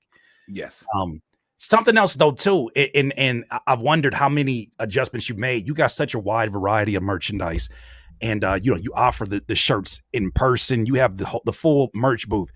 I'd never forget. I did a show with Noah in Bakersfield, Mhm. and it was the first time I didn't bring since in this stage of my career that I didn't bring any merch out except for the USB business Mm, card disc, nice. right? Okay. The drives or whatnot, and it had my full catalog on there, and it was I think it was $50 minimum, but it was pay what you want beyond that, right? Make an offer after that, Okay. and all of them sold out. Mm. And I said, I don't got to take no box of merches back in the car because you know what? Yeah, we went on tour at Murs, we went on tour at Murs, and we did that every night. So I'm like, I All remember it, merch. Yeah. and I said, why not think of this before? So I started thinking of that entire experience can be so different, so where people who are fans can get the merch off the website anytime. Yes. Let's really use this for what it is, which is like communing with your favorite artist in a very intimate way that Yes. that going live can't do. So I'm even thinking about that from a different standpoint as I kind of get back out here and whatnot. So yeah. That's good. I think, you know, merch, man, that's Nerdcore for sure has taught me so much about the merch game. Like, merch is everything. I toured with MC Chris, Mhm. and he's just a rapper and a mic, and the rest is merch. Like, he's like, I barely bring clothes, bro. I'm gonna wear my t-shirt if I need to. Like, Oh wow. it's merch to the ceiling, you know, 5 6 shirt designs. Like, yo, because our fans, we're very fortunate, our fans are collectors, you know what I'm Mhm. saying, as nerds are, you know. It's like, oh, I gotta get the pop figure, I gotta get the pump, you know, I gotta get all these cool Right. things, you know. So collect them all is a mentality that definitely, you know, serves, you know, our audience. And Mm. so different colors, different, you know, oh, for this tour, it's this color. This tour is, you know, like being able to be like, oh, I went to the gold tour when he had these, you know what I'm saying? Like, so I learned a lot about that. Also learned about having an item for every price range. You know what I'm saying? Somebody walks up for it, they only got $1. I got a sticker for you. You walk up with 100, I'm gonna find a way to get that 100 from you. Yeah. um, There's a book called what is it? How to build fans or how to win fans by Pat Flynn. And okay. he talks about offering that gold. They did a study one time where they had a bus stop. It Hmm. was a regular bus stop, and then somebody did a social experiment where it was one that had a gold rope around it, but it Hmm. was for an extra fee. Because they offered it, people paid money to sit in this gold seat and gold ropes cut off because they offered it. Do you hear me? At the bus stop. At a bus stop? That So is insane. So what you're saying is so brilliant because the mentality of it is there are people who want to spend more with you because of the exclusive company it puts them in. I'm part of the 1 percentile that has this, this exclusive content that is for this much. I have the $100 Nipsey album. I have this, whatever the case may be, but there's a psychology to it, and people want to give more, and sometimes we're missing the opportunity to even do that. Yeah, if you got a CD, they just gonna give you 10 for the CD and keep moving. So it's like you better figure out a way to get a bundle going or something. But also on the merch tip, I love the USB cards things because they're very tiny. You can travel with them. One size fits all merch is always something I'm thinking about, because the worst thing is somebody walks up and they want a small and you ain't got it. You want the t-shirt in a small, they want the hat in the 7.5 and you don't have it, So adjustable, one size fit all items. That's good. Or something to for sure go for. But yeah, the collectibleness of it all is something that I really love. I'm into enamel pins these days too. And enamel pins. Oh, you mean the yeah, the little, I got this CM Punk one sitting right here. Oh, that's fire. That's fire. This is Juice Box Pins. Shout out to them. I actually went to a pin expo in New York. I was just walking by. At a pin expo. Like it's a thing, man. Like pins are huge right now. And people put them in they jean jackets, like the denim jackets, like, and people put them on their walls and sticking them in a bulletin board, So enamel pins are great. Again, just a one size fits all item. It's small, you can throw in your pocket. T-shirts, hoodies. Oh my God, hoodies. I tried to do hoodies one tour. It was just a mess. Like, you're trying to, where do you put these things? I'm driving in a freaking, who do we ride with me and Mike Eagle? We rode in a Prius on tour. And I'm like, where do I put these hoodies? It's like, yo, you got to put them under the seat, bro. Like, so we just start stuffing hoodies under the seat. The worst, and tell me how many times this happened. The worst Mega Ran is when you poll your Instagram audience and you tell them, hey, what part of my merch, what do y'all want next? And you're actually getting them printed up like at a company that you don't do that. Don't ask. They're gonna say everything. They want it all. They said we need more 5X tees of Ratchet Still Jocking. I had a garage full of 5X tees that said Ratchet Still Jocking with tie-dye. What the hell am I supposed to do with that? You'll never sell those, man. Oh my God. Yo, drop those off at the shelter, man. Like, just drop them off. Not even the person that complained about it. They said, man, you got to look out for your big fan. The person who put in the order. I'm like, you literally the reason it exists. It was like the person who said, oh, I'm copping first day. And then it dropped me like, I forgot. Sorry. Hey, my boy, if you had this in a red, that's an instant cop. Okay, here's the red option. Oh, man, see what happened. Long sleeve, though? Long sleeve would have hit a little bit harder. Don't do this with me. Don't do this with me. You can't ask. You cannot ask. Dang. You just got to just do it and try it out. Like, it's oh man, that's hard, man. That hit hard right there. That's a triggering moment.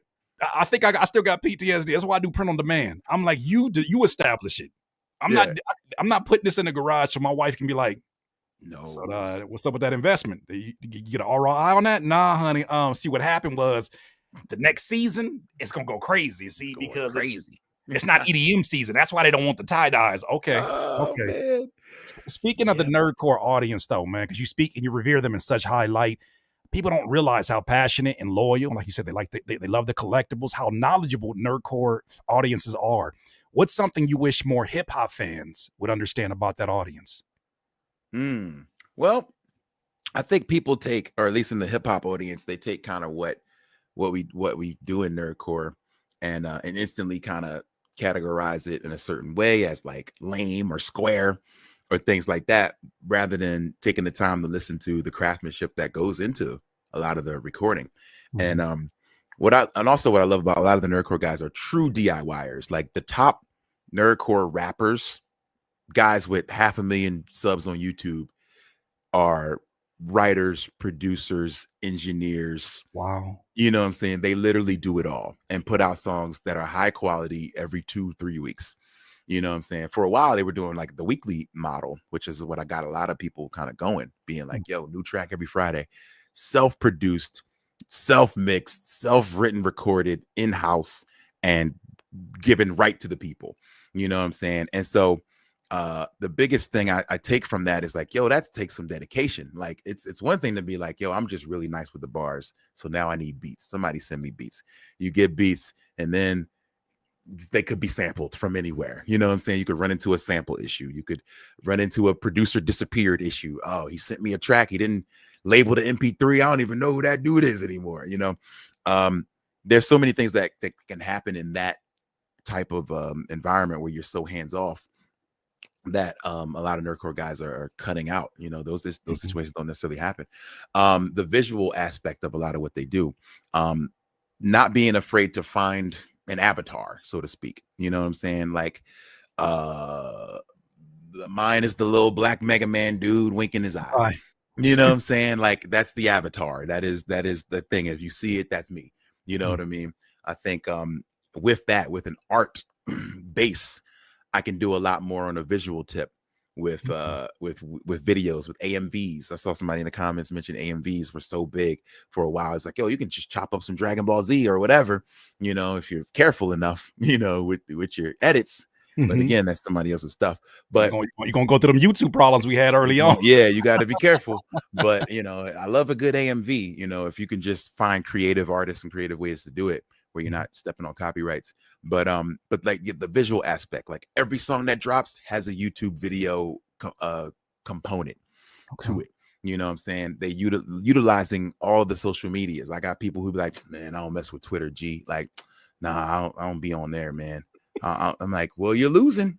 You know what I'm saying? Like, you losing. You know, like, okay, like social media is literally the most what is it, necessary of the most evil.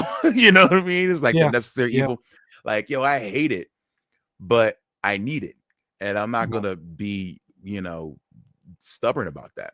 You know what I'm saying? Like, you need to be on these platforms, you know, showcasing your art, talking to people, contributing to spaces that you love. And I think a lot of these guys are really good at that, you know, and nurturing their audience. A lot of nerdcore guys are big on Discord. You know, a lot of my traditional rap homies don't know about Discord. They're not really you know, familiar. You know what I'm saying? And it's like, yo, this is where your community can exist in an ecosystem that is not beholden to how much ad money you spend, you know, on a Facebook or on a Twitter or whatever to reach your following.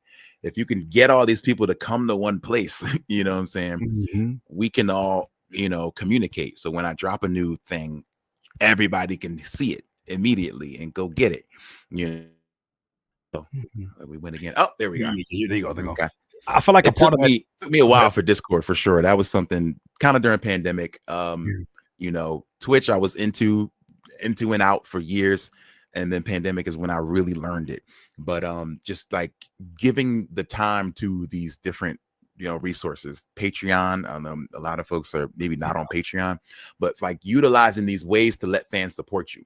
You know what I'm saying? Like that's I think the biggest thing that they can pick up from a lot of these nerdcore cats is like, I see stuff every day I learn from these new young guys. They'll put out a new video like, all right, this video is about, it's a Sonic rap, for example. You know, it's about life moving fast, but the you know, the reference is Sonic. So now the video is a bunch of Sonic images, a bunch of static, a bunch of lyrics, a bunch of really creative stuff happening.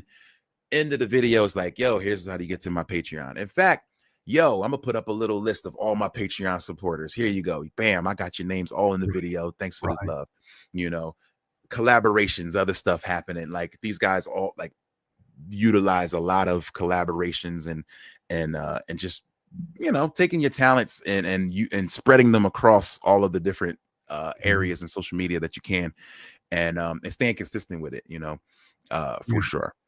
You know, one thing I'm realizing as you're describing this is, I think part of the superpower that you're describing in what you do, a lot of the rappers that are in the nerdcore space, is that I think that you have a superpower of cultivating and building an audience of fans because you yourself have not stopped being a fan of Mm, something.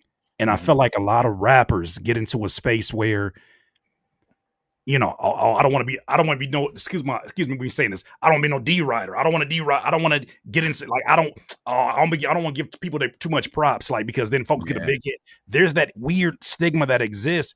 And it's like they forget about being a fan of something outside of like sports. I see a lot of rappers who are fans of like their favorite football, basketball team, but that's so Mm, important for you to be a fan of something and get the excitement yourself so that you realize, oh, I can create that same experience with people who happen to be fans of Mega Ran or fans of a Curtis King. That's such a cheat code. And I know a lot of rappers right now are understanding, like, years and years later, the necessity of the Patreons and Discord.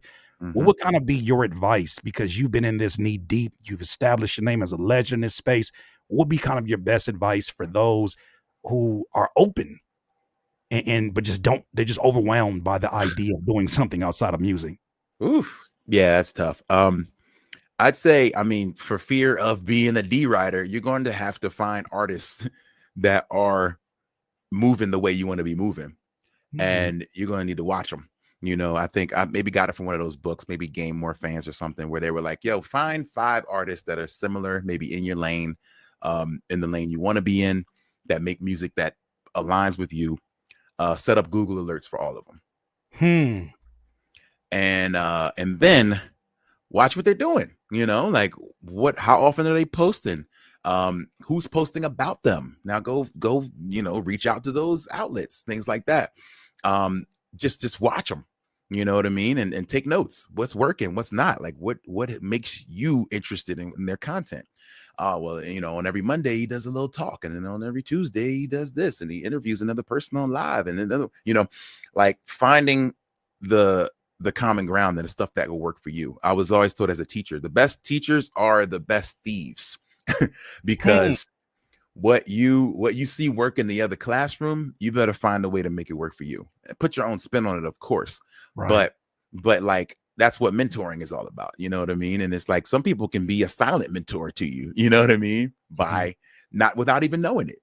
You know what I'm saying? Like plenty of artists that I've watched. You know, Doom. You know, was a big inspiration for Mega Ran. You know what I'm saying? Being like, yo, the mask and the mysteriousness of it all, you know. And so yeah, being able to see that kind of from afar, being like, yo, he's mentoring me, you know what I mean? Because I'm watching, I'm taking notes, and I'm seeing how this can work for me. You know Mhm. what I mean? And so that's, I think, the best thing you can do is find artists that are somewhere, even if you're very versatile and you yourself are 5 different artists in one, you know what I'm saying? finding finding that common ground throughout other artists, I think you can absolutely utilize, you know, what is working for them if you put your own best spin on it and make it yourself. Mhm. Yeah, it's interesting because I retweet. That's a great answer, by the way. I retweeted a video by Vic Mensa, who, you Mhm. know, most people know him as a rapper from Chicago, and they know his style of rapping. He has made a transition into streaming, and he's made a transition into doing like song reviews, cookups online. And he received a comment from somebody he ended up blocking that was like, grown ass man still trying to figure it out.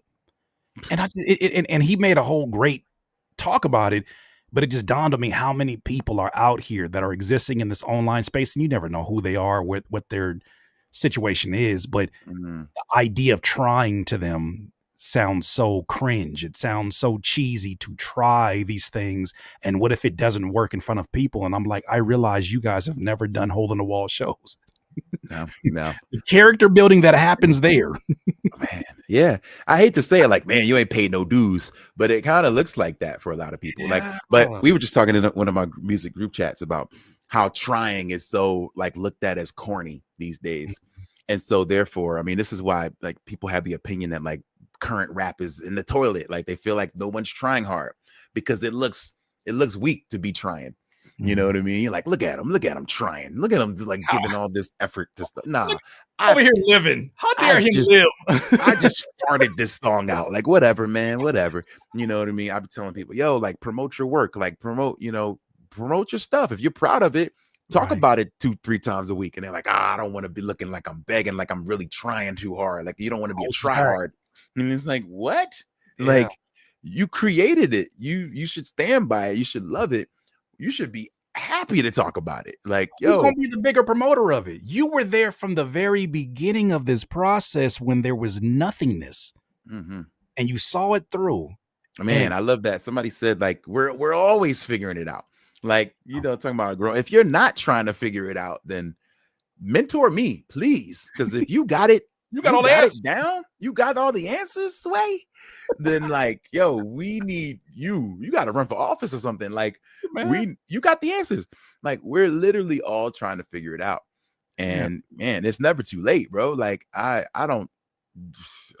can sit here and be like, yo, I've been making music for 20 years, dog. In February, my first album came out 20 years ago in February. So the Grammys are in February. That's crazy that in your 20th year, officially. It's my literal official 20th year of music, I will be at the Grammys with a Grammy nominated album. DIYers, what in the LeBron James is going on here? Do you see what's going on here? This is why this man is referred to as the nerdcore legend, just independent legend in general. Like, what did LeBron just get out there and they're like, he's the first player ever to stand at a scorer's table at this age of so-and-so. And it's like, right. Everything he does at this point, and I think that's the blessing also of what you were talking about earlier, that stick-to-itness, that longevity, that understanding, like, Brian Z, who's a brilliant music mind, right? I love his takes on a lot of things. And one thing he said is he tells artists, you have to establish very early, are you a short-term artist that you're just looking for one viral moment, one hit song, or are you going to be a long-term artist? And for those that are out here, you're going to be trying a lot of things if you're going to be a long-term artist. That's why I love this. Well, this is I might know the answer to my question as I'm saying it. Do you think there's artists who come in here just trying to get one hit and bounce? I think now more so than ever. I think they were very quiet around us early on. Like early on, you couldn't say something like that. Like even the idea of, I put it in a song. I did a song with Digging the Greats.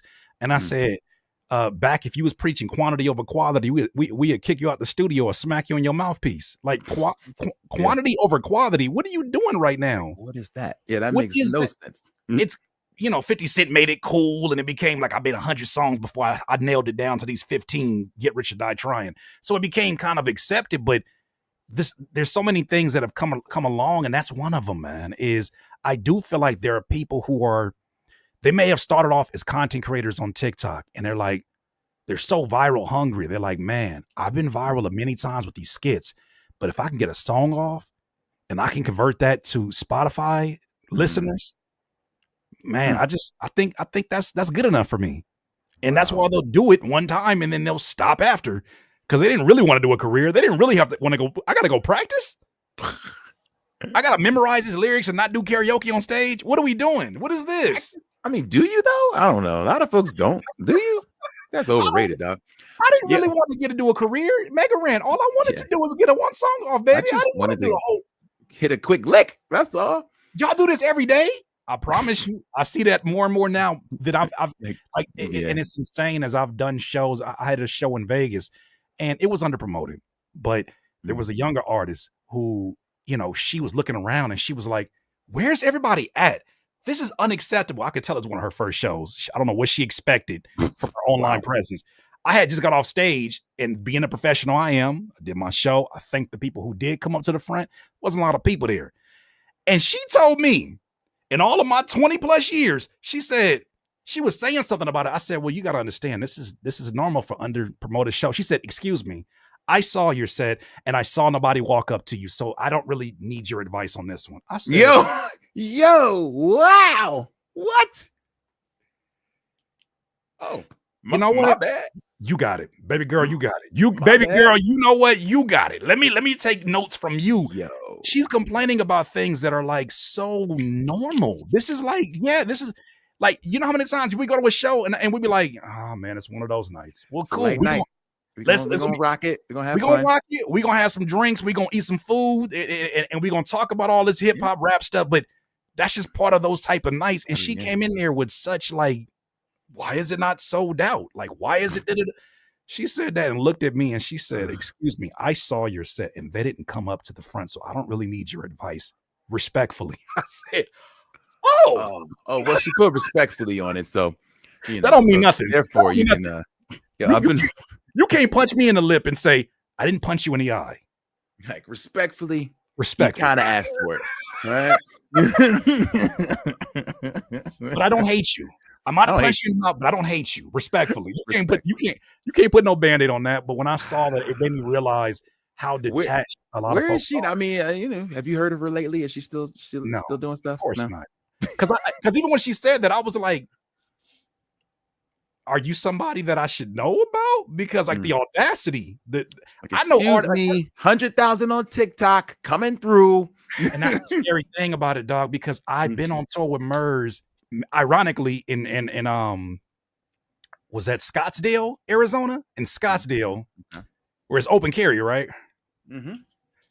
First night I went on tour with him. Me and Black Cloud went on tour with him. I'll tell you that for a reason. Go on tour, and I'm waiting in the merch booth with all the Black Cloud stuff because we're the openers, but nobody's going on stage yet. And a gentleman comes up to me with a drink and a vinyl, and he says, "You know where Murs at?" And I said, I don't know. We just got here. He said, okay. And he kept eye contact with me and just like drinking. And I was like, okay, this is my first night out. I hope this is not a normal occurrence. Murs walks out, taps the man on the shoulder and says, would you mind if I signed that for you? The humility in that moment taught me everything I needed to know about what this independent journey was going to be. Fast forward to the end of the night, we're driving off in the van, and there's about 7 police cars from Scottsdale police. The man had gotten into it with security. That same guy got into it with security. Went to the truck and pulled out a semi-automatic weapon. So I say that to say, yo, what Arizona things, yo. This is definitely an Arizona story. Wow. Yeah, dude, I never saw a big gun until I got to Arizona. Just putting that out there. And I was born in Philly, the murder capital. Yeah. I never saw a big gun until I got out here. Yo, that's wild. Sheesh. Yeah, well, out here it's literally the wild, wild west, man. I could be pumping my gas and somebody walks up just with the thing on them, just full view, just pumping gas, and I'm just like, all right, I'm gonna go around here, hey, yeah, I'm gonna be on this side, Let me ask you this. Because you took this journey and now you have become an example, a template, a blueprint for a lot of people who are looking at this like it's a possibility. What do you think would have never happened for you had you chased the mainstream industry instead of leaning into your strengths and interests? Wouldn't be here today. You know what I'm saying? I'd have been so jaded and frustrated and any other idiot you could think of, because I'd have quit, because I'd have literally been bumping my head against a brick wall and been so upset by that experience, because without the kind of courage to pivot a little bit, I mean, I certainly wouldn't have a Grammy nomination. Like this isn't something I would have ever thought could be possible, on the old path, but yeah, I think where would I be is I'll probably still be teaching, which is fine. I love teaching. What grade were you teaching, by the way? I don't think we asked that. What grade? I taught middle school. So 7th and 8th grade. Okay. And it's crazy because when the Mega Man thing popped off, when homie from Capcom messaged me, they were like, yo, come out to Comic-Con, you can be our special guest or whatever. And I'm like, of course, I'll go. And that was my first time at a Comic-Con. It was huge. And I'm like, oh, people coming up like, yo, you're kind of viral, like you're great. And then they were like, we're working on a new Mega Man game. Would you like to maybe do some music about that? And I'm like, absolutely. So I started working on some stuff and I'm like, this is it. I'm about to blow. And then I get laid off from my teaching job. And I was like, oh man, but this whole, like, these props for Mega Ran were not paying the bills. You know what I mean? It was just like, yo, the internet loves you, but it wasn't doing that well. And I had a choice.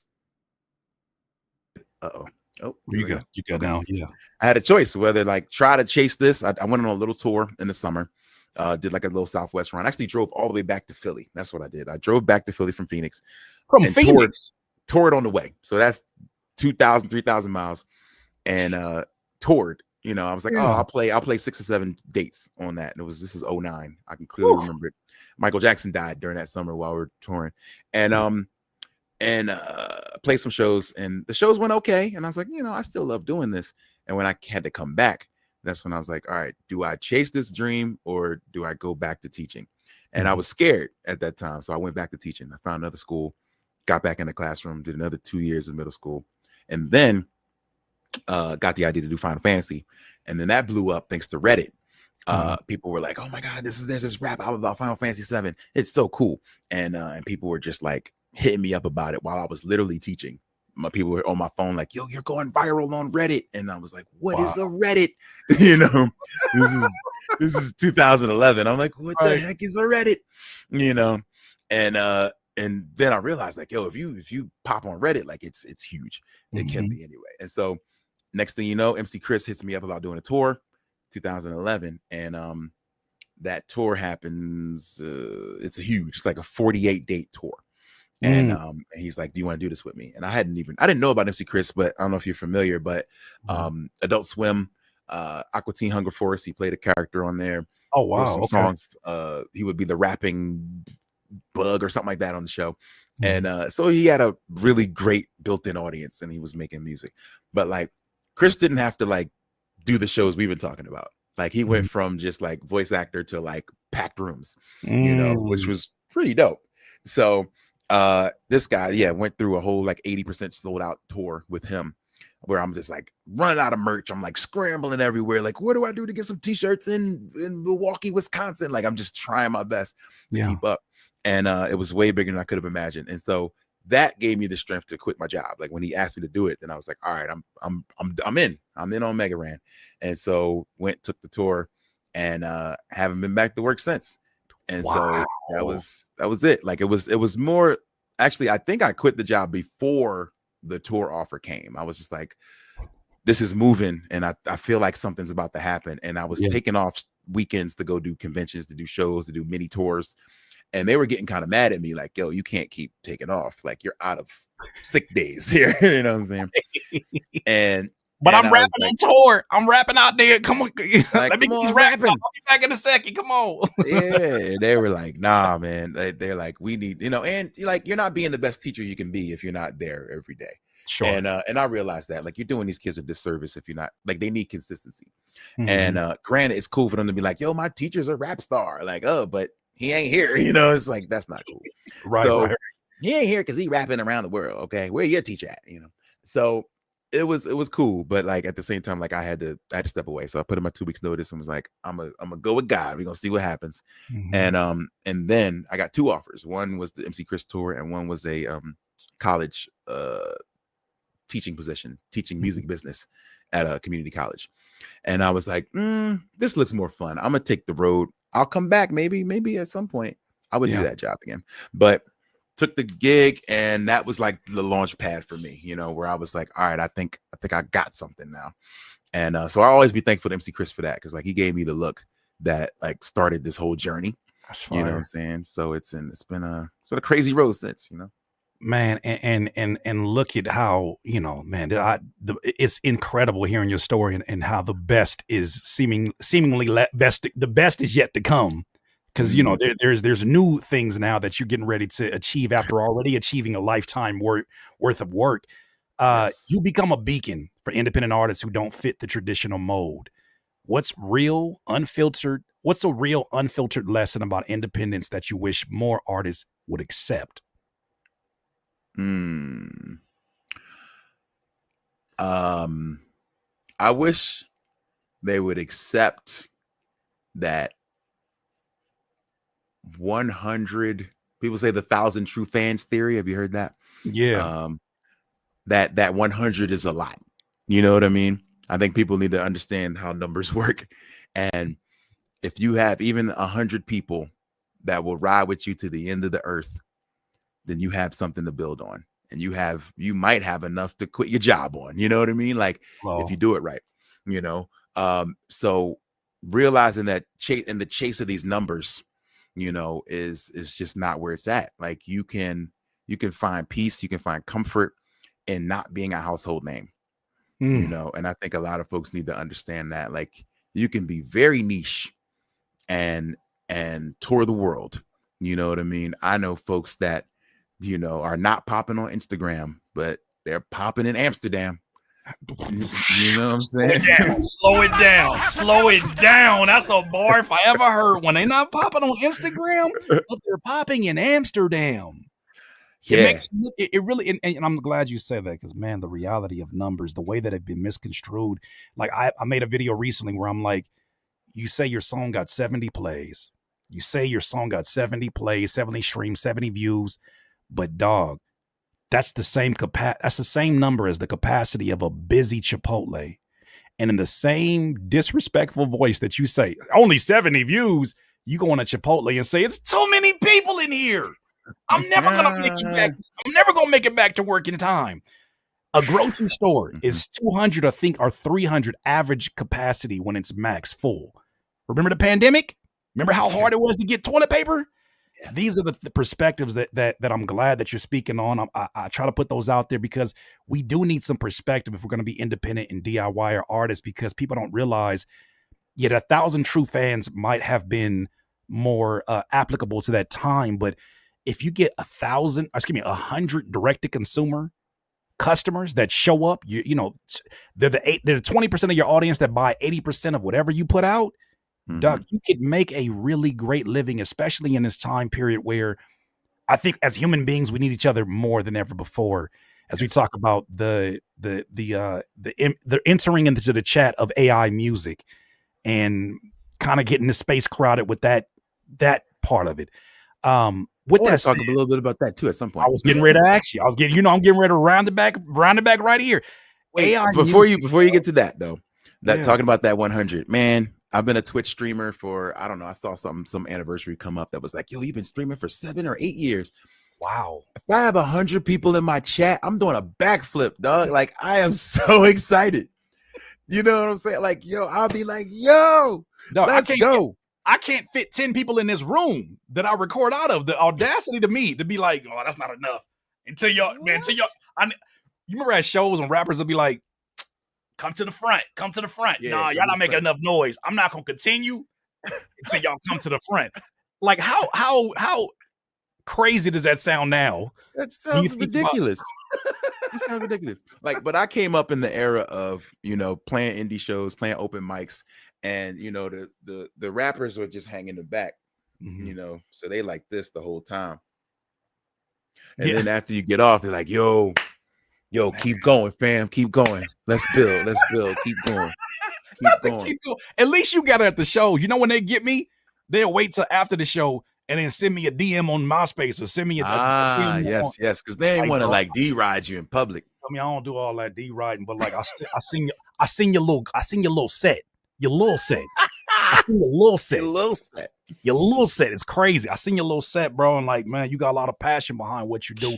Just want to tell you to keep going. What happened? I couldn't say that to your face because you know, feel me like I don't be doing that D-riding. Like that's not really my get down. People be watching. I hate it here. You know how many times it happened? I said I hate it here, bro. People be watching, and then they couldn't see me bobbing my head to you. Said, nah, I can't have that. Because I'm a type person that from the very first shows that I did, I had no qualms about going to the front and doing the hip hop hand. I had no issues with listening and engaging, not because I'm thinking I'm going to receive that, but I did receive it because I was genuinely there to see what you were doing. Just first as a hip hop fan, I never stopped being a hip hop fan. And there's so many folks I think get so self-absorbed and I get that you're building your personal brand, but how could you not be a fan of this if you started as a fan of this? I just don't understand the detachment and where that goes. I don't understand it. Yeah. Like hip hop's the only thing where it's not cool to be a fan. It's not cool to like support and to be like, yo, I like that. You know, like it's like, I can't be doing that. I can't have people know that I like this thing. Like, nah. Yeah. It's not cool to be a fan. It's not cool, but we use people who have fans as the example and blueprint of, well, you're not doing it like this person that has a fan base. We can't have it both ways. Cannot have it both ways, yeah. Like Yeah, you hit up the bigger artists for the feature I'm for that same saying. reason, but you can't. Nah, you can't be showing love. No, like I paid him. I paid a number for the feature, but like I'm not gonna like say his verses was harder than mine. Like that's not what I'm saying. I got a song right now from 2009 where Kendrick destroys me on a verse.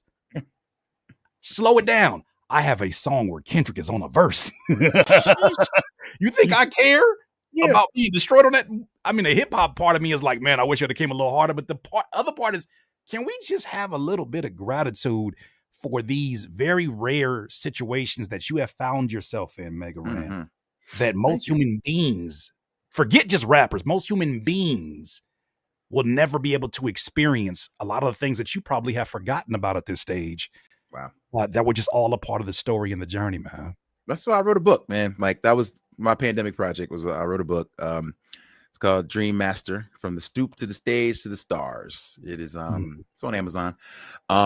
Yeah, it was just a memoir about like a lot of stories from the road, like stuff I was writing down in between, long drives and things like that, and just about the journey and like how much I want to remember and keep from that. You know what I'm saying? Like you never want to forget that stuff. Ever. AI music. AI music. Allen Iverson? Yeah, no, he got the 40 bars. Hey, man, what do you have the 40 bars? Hey, man, look. Who was the head of the NBA at that time? Was David Stern? David Stern, probably. David Stern. Yeah, he said David Stern hated that dude. I'm changing the dress code because of you. You know how much hate you gotta have? You got so much hate. I just finished his book. First of all, like being a Philly kid, like AI was like the blueprint. So like so much love for AI. He's probably my favorite player of all time. But like reading that book, man, it just made me want to run through a wall, man. Like he's just talking about being the smallest guy out there and always just competing to the end. And I was like, man, like pretty much every other day when I talk to people about this Grammy stuff, I'm just like, yeah, like you in it to win it, right? I'm like, yeah, like what would Allen Iverson do? Like, would he be like, I'm just happy to be here, man? No, he gonna step over Tyronn Lue and he go make it happen. I'm too scared to go to the basket. I'm not tall enough. Shaq is in there. Excuse me? Nah, I'm going. I'm not getting knocked down.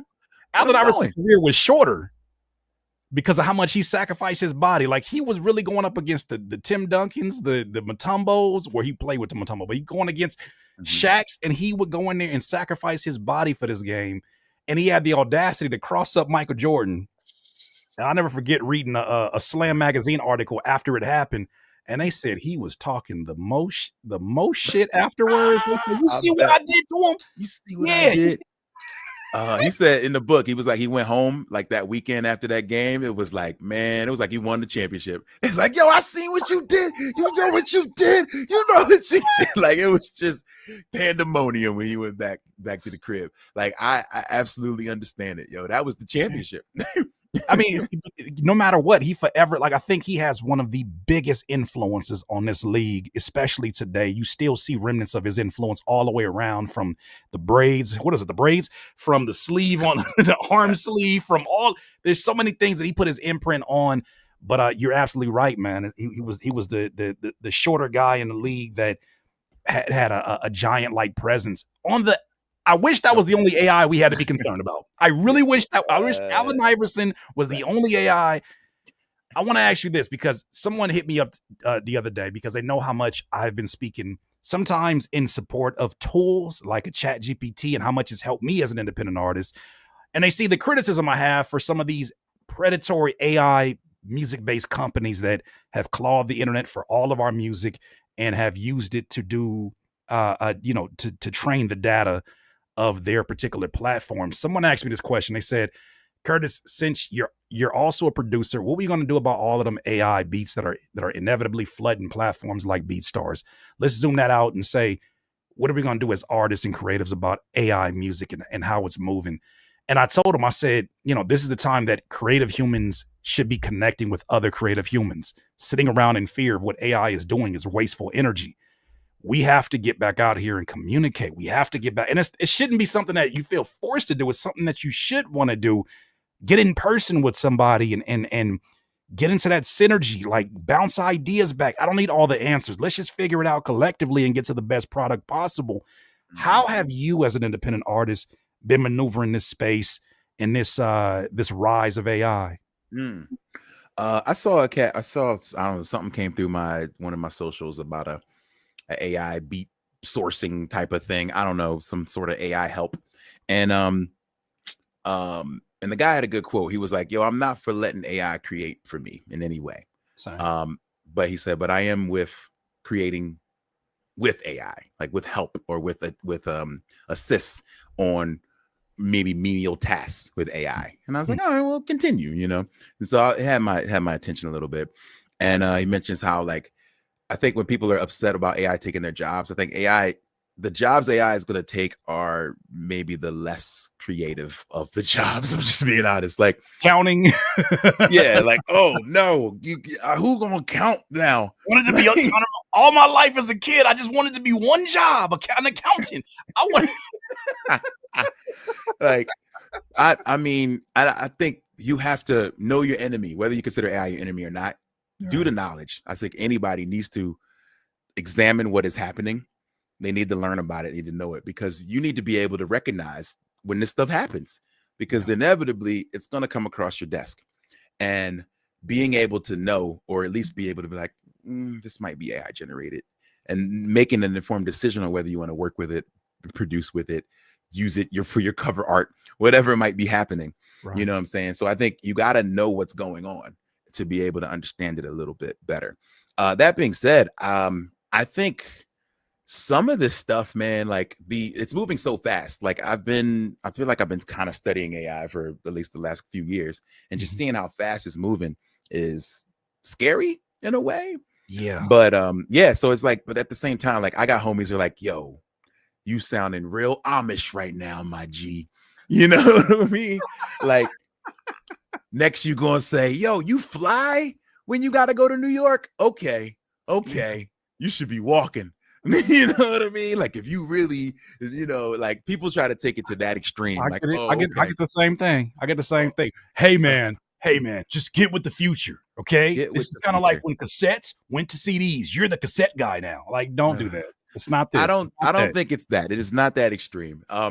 But I've seen it used in some like interesting creative ways that made me wonder. I think I don't even want to put them out there, but I've heard from it's kind of obvious though, but I've heard artists use maybe to create skits or things like that, being like, all right, I'm gonna get a 70s vibe song, but they're saying today's slang, you know, I'm the illest ever. You know, now there's a 70s style song that is just a loop of I'm the illest ever. You know what I mean? Right. And it's a quick little thing that happens and fades out. I've seen that on a couple of albums where I was like, you know what, that's likely AI, but you know, whatever. It didn't necessarily harm anything.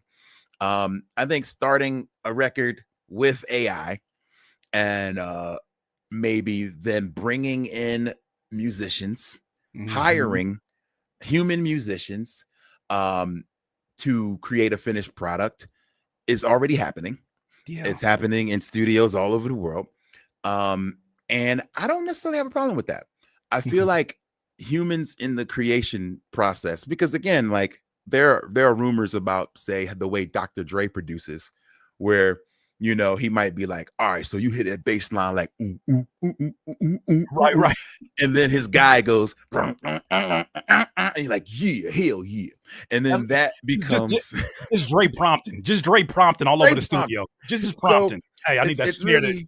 It's Dre eye. That's what that's the real problem. Oh, there go another bar. Dre eye is crazy. The first time I meet him, I'm gonna be like, hey, I got a friend that make a rent. He's called Dre eye. Dre eye. Like, yo, I mean, you can't deny Dre's ear at this point, you know, for talent and for, you know, what's very high quality music, without him being able to play or do a lot of the things that he hears. So, you know, if you can use AI in that way, where it's like, yo, I hummed this and created this.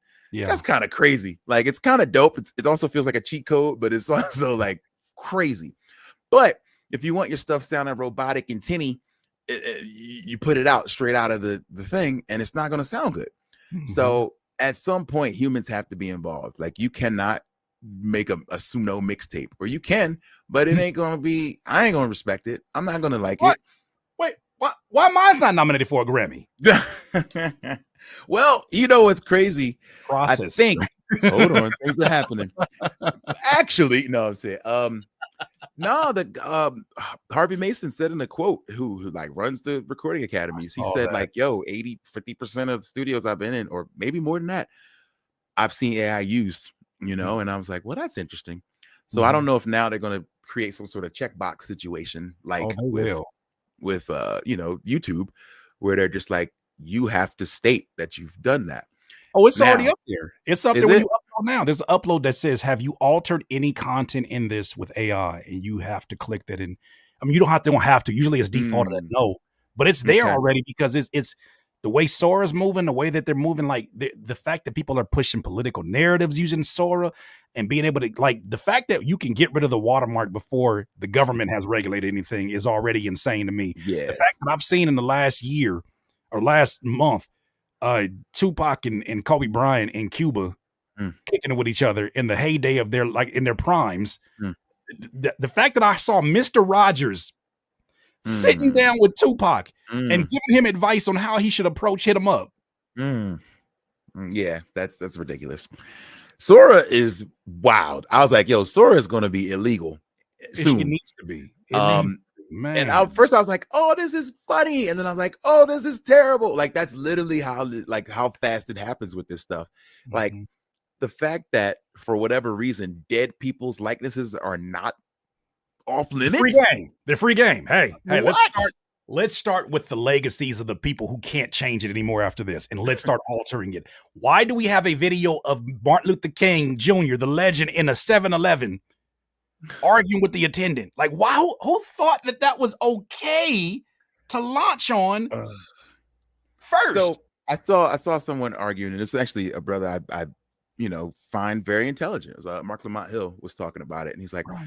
yes, I don't want to see Martin Luther King stumbling over the "I have a dream" speech, because that was one that's, I'm like, and the mentality that it takes for you to type that in and want to see it is a little off-putting to me. Yes, it is. That's like a little bit of racism coming out, maybe, where you're like, all right, let's make these people look dumb, But that regardless, he's like, yo, I don't like seeing it, but I don't know if I want to tell people they can't do it. Hmm. You know what I mean? Like that's the situation that we're putting ourselves in now, where it's like, do you want to tell people what they can't do in a free system? Where it's like, well, the if anything, it's up to Sora to say, nah, Yeah. you shouldn't be able to do this. It's digital blackface, essentially, for folks who can be a faceless avatar and create these narratives. Even having, I think, even in general, you zoom it out, even having men who are writing from the perspective of men for women, and then pushing the narratives out here, and we see how easy people fall for things, especially our elders, man, and they'll Mm. see things and don't see, like, the obvious skin shining and glowing in certain weird places, and the fingers that look like this make a No, the fingers. Yo, the fingers. the text in the background that up there, it says the best of Sade, but it says like they can't see those. Yeah. They don't That's the see saying. You that. got to know the signs. Like you got to I know don't the know the signs. sign. But that's creating a weird AI policing that's happening too, where a producer friend, I think on Twitter, put up something and he's using a certain plugin, and they're like, yo, that's AI. And he was like, what? Like, what are you talking Mm. about? Now, you got people accusing people of AI because you're depending on people's morals, ethics, and honesty, which is not really the best way. Like, we can't be on the honor system, Yeah. for like, yo, if you tell us it's AI, we won't be mad. But I have Just to saying believe that. that YouTube is going to limit your visibility when Yeah. you click button. And so people are like, nah, I'm not gonna click it. You know what I mean? So relying on somebody's honesty is just, I don't know if that's the best way. That's a losing game already. You know what I'm saying? Like, yo, Knife Yeah. Wonder, you can make as many beats as you want as long as you don't sample. He'll be like, all right, I'm Scout not Connor. sampling. Scouts on. Well, Like, I think another spin of this too, and I'm glad that you're saying this, is as critical as I've been, I am getting more and more excited about the idea of two different things. One being that we're having to be more transparent about our collaborators. There's a weird thing in hip hop where folks weren't getting their credits for a lot of artists. The Yes. rapper wanted to be the center of attention. They didn't give credit to the graphic designer. They didn't give credit to the engineer. They didn't give credit to the producer. Now, because people are out here with the pitchforks, they're like, no. I know this is animated. No. He did it. He did it. He did it. So if it's AI, you blame him. Yo, you're onto something. That could fix this. That could fix it. If you make all required boxes that they have to fill out. Who did the art? Who did the mixing? Who did the mastering? Who did the production? Who played on here? Required boxes. Yes. So now, who you gonna write your same name in there? Me. No, chat GPT, T. Yeah. CHATG. Bot. That's what you really would need to put in there. Right. Yeah. I mean, even then, again, we're relying on the honesty of humans, which, all humans inherently, I feel like, are good, but given the opportunity to not be, they're capable. Yeah, everybody's capable. So you're just gonna be like, oh man, John Smith did the art. You just make up somebody. It's an account that I just made up. They got a bunch of bodied people. Well, and then the second part of this too is I am excited about, for me as a writer, right? I just went through a crazy experience of losing my energy and doing blood work, finding out that I was going through this whole depression and I was just vitamin D deficient, right?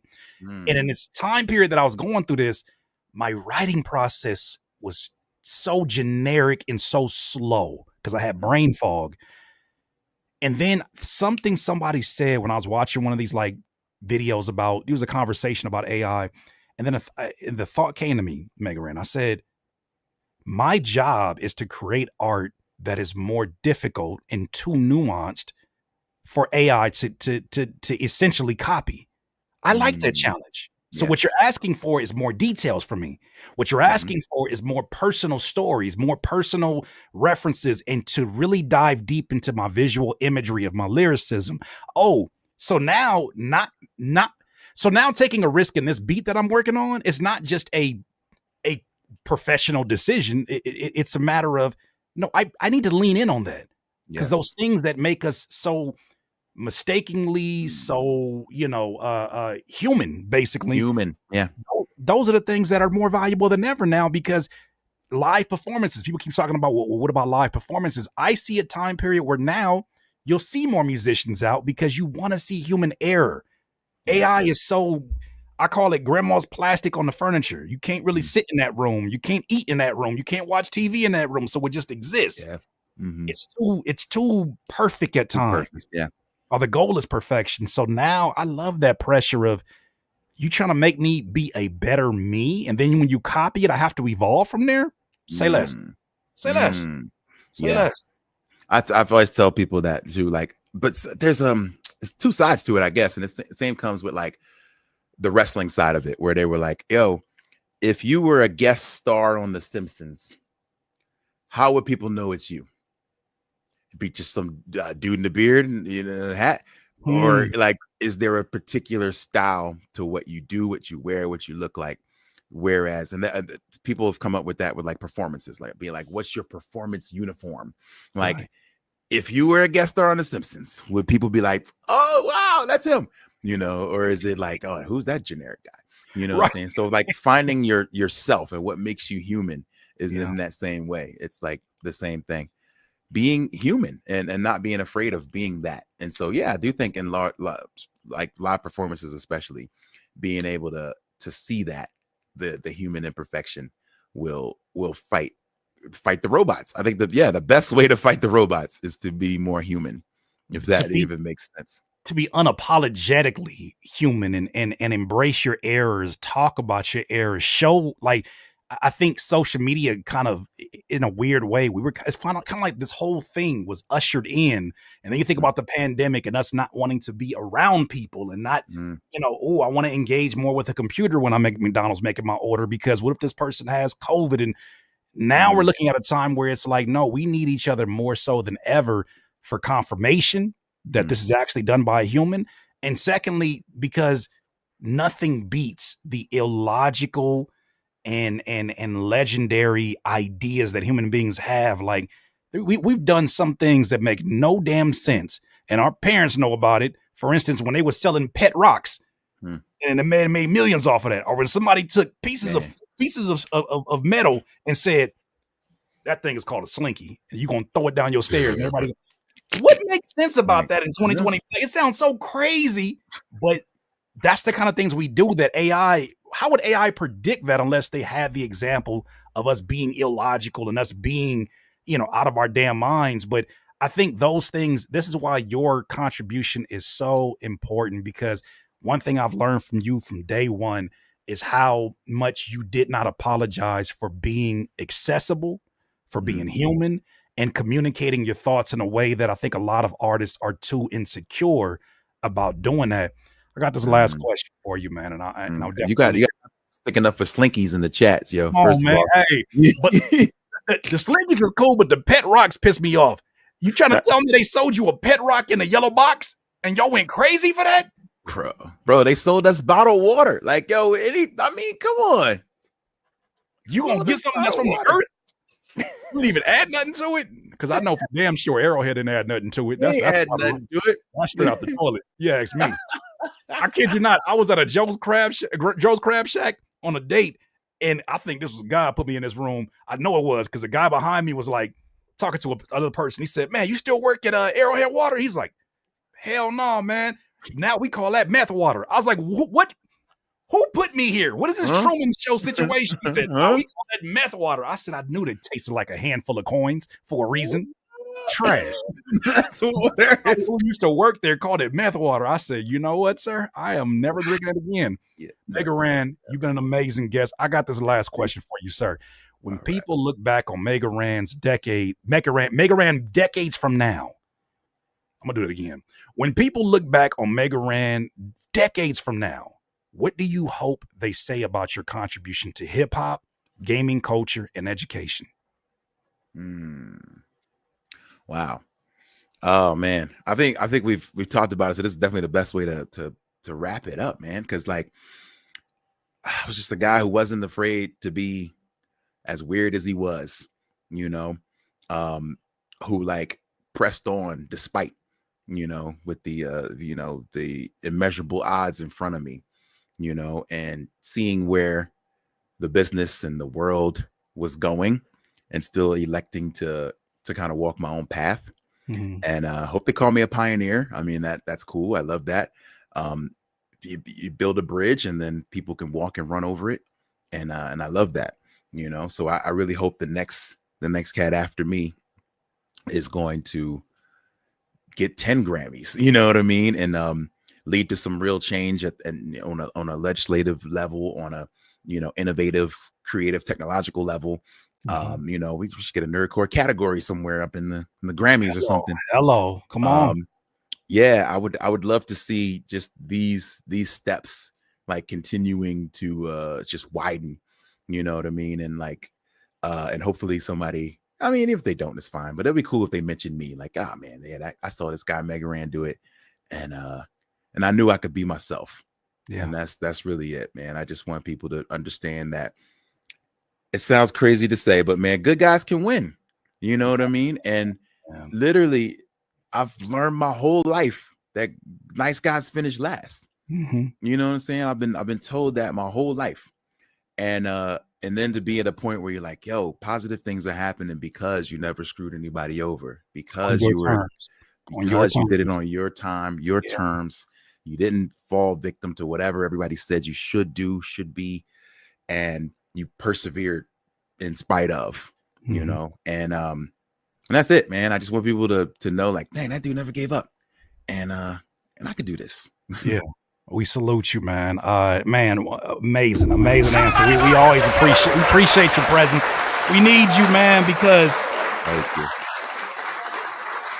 It's so ironic to me, because I share that same sentiment, in that I was told how cutthroat this business is, the record business, and I was told about, the way that you have to be in certain rooms, and my personality just would not allow me to maintain that and be able to look in the mirror, as I know I'm letting people talk to me however they want to talk to me, or tell me things that I'm more informed to, like, that doesn't logically make sense. I think if I choose to do this on my own. It may take longer, but at least I have that autonomy. At least I have the space to try it, and it's on my dollar. Okay, it's on my dime. Cool, I'll do that. Mhm. But man, I salute you, because you are one of the people out here that I look at and I say, I'm not crazy. I'm just not working hard enough. I'm not doing it enough, actually. I need to lean in even more, because I see the opportunities that you have out here, and none of it surprises me, because I look and I say, that's one thing that you have not stopped doing. And in spite of everything else that may be going on, aside from music, you have stayed the course. And in your 20th year, in the same month, tell me that ain't, oh man, that ain't nothing but God. In the Man, same month, February same month. pops up, and it's like, here go your Grammy. Think about all the people who stopped when they were 3 feet from gold. Yeah, So I salute you, man, and man. anything that we can do on this channel to support you in whatever ventures and things that you have. Where can people find you? Where can they get your book? Where can get your merch? All that good stuff. Oh man, thank you. First of all, that was amazing, so well put, and this has been such a great chat, man. Thank you. Yeah, man, you've been an inspiration on so many levels, man. So I just want to give you your flowers too, man. Like, Thank you. watching your grind and climb, and the pivots and the execution, and just seeing it all from different points, being able to be like, yeah, I remember that. Yep. It's just so dope to see, man. It's beautiful. Man, you can find me. I'm everywhere at Mega Ran. Instagram is Mega_Ran. Somebody stole Mega Ran on Instagram. There's this girl named Megan. She's hating, but also megaran.com for all the show dates. I'm moving around a little bit throughout the year, and merch is at megaranmerch.com. Music's at megaranmusic.com. You can go to Bandcamp. You can go to Patreon. I do 2 songs a month on Patreon. I also take suggestions for those. So if anybody drops in there like, yo, you should do a song about this, I'll be like, yo, that's kind of cool. And then we'll work on it on the Twitch stream. And I stream on Twitch about, when I'm not touring, 4 to 5 days a week, just chatting or doing new songs or music reviews or whatever I kind of feel like doing. And podcasting, we do all kinds of things. So so stay in touch. True DIY in every shape DIY. and form of the word, man. I salute you, and DIYers, thank you so much for all the amazing questions. I love to see y'all so engaged in these conversations, because even though, as he said, we pivot, we talk about a lot of things that are more zoomed out, my heart is always still in these conversations, because I walk from here feeling like I've learned something, especially as, you know, we're doing these things, Mega Ran, and we don't really have blueprints, because these things didn't exist for the forefathers that came before us. Right. So in real, it really is that analogy they say about entrepreneurs of jumping out of the plane and figuring out how to build a parachute on the way down.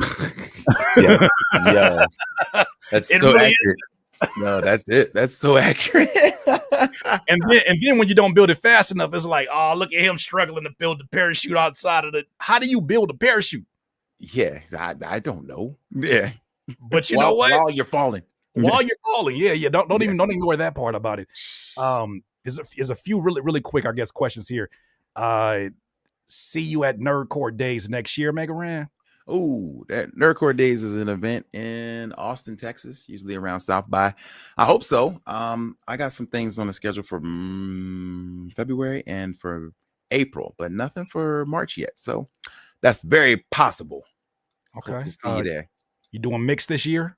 I don't know what mix is. What is that? Yeah. You gotta tell me about it. You see how much confidence I had when I answered when I asked that question? I was like, yeah, you doing mix this year? Yeah, I don't know. Mix. There used to be a mix around E3, but E3 doesn't happen anymore. So I don't know. Can I ask you? Okay, I know we're supposed to be wrapping up, but I got one specific question about E3.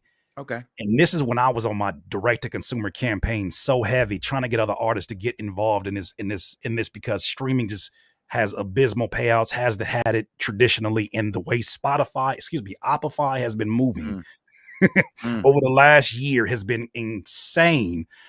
But I was like, look, this economy, this space has affected E3 to the point where a Nintendo, the point where some of the people who used to set up shop at an E3 have gone direct to consumer. Yeah. Instead of saying, let's do this conference, why don't we have our own Nintendo conference? Why don't we have our own, a Sony gaming conference? Or why don't we, like, they're going direct to consumer. If that doesn't show you what's happening, if it's happening at a big corporate level, what do you think is expected of us? And we're here connected with the people. Man, it's so true. Wow, I didn't even really make that connection, but it's so true. Like, that was the beginning of the death of E3. Like, Nintendo was like, we're gonna stay home. And then Sony's like, all right, well, we staying home too. And then Microsoft's like, no, we staying. And then and then nobody cared. So then it's like, all right, we going home too. And we then just want to make an announcement that we're going to. It's late. Okay. It was a little late. Yes, we're leaving too. Okay, y'all. And yeah, man, it just man, I used to love E3 too. Like, but yeah, like, look at like from the top down, people realizing, I can go direct to my people. Like, like saying Nintendo is going to do a YouTube presentation sounds nuts. It sounded nuts. Yeah.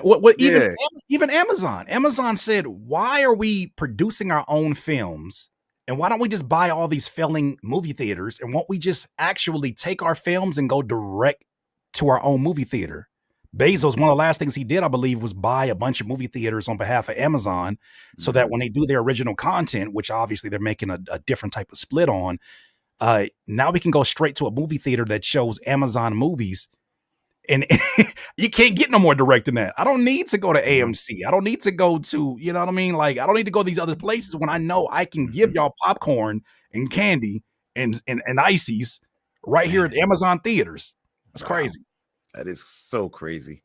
It's the era of the DIY, though, man. It is the era of the DIY, and it must feel you must feel vindicated to be so damn early in this process and being like, oh yeah. I mean, by the way, I didn't choose this path initially. I wasn't like, yo, you know what I want to do? Right. I want to scrape and grind for 20 years. I want to do everything to get 100 people at a show. Like, that's what I want to do, yo. Like, but you start finding the love in it, man. Like, I'm like hooked on it now. Like, the grind is like, it's always a goal for me to be like, yo, I'm climbing this never ending ladder.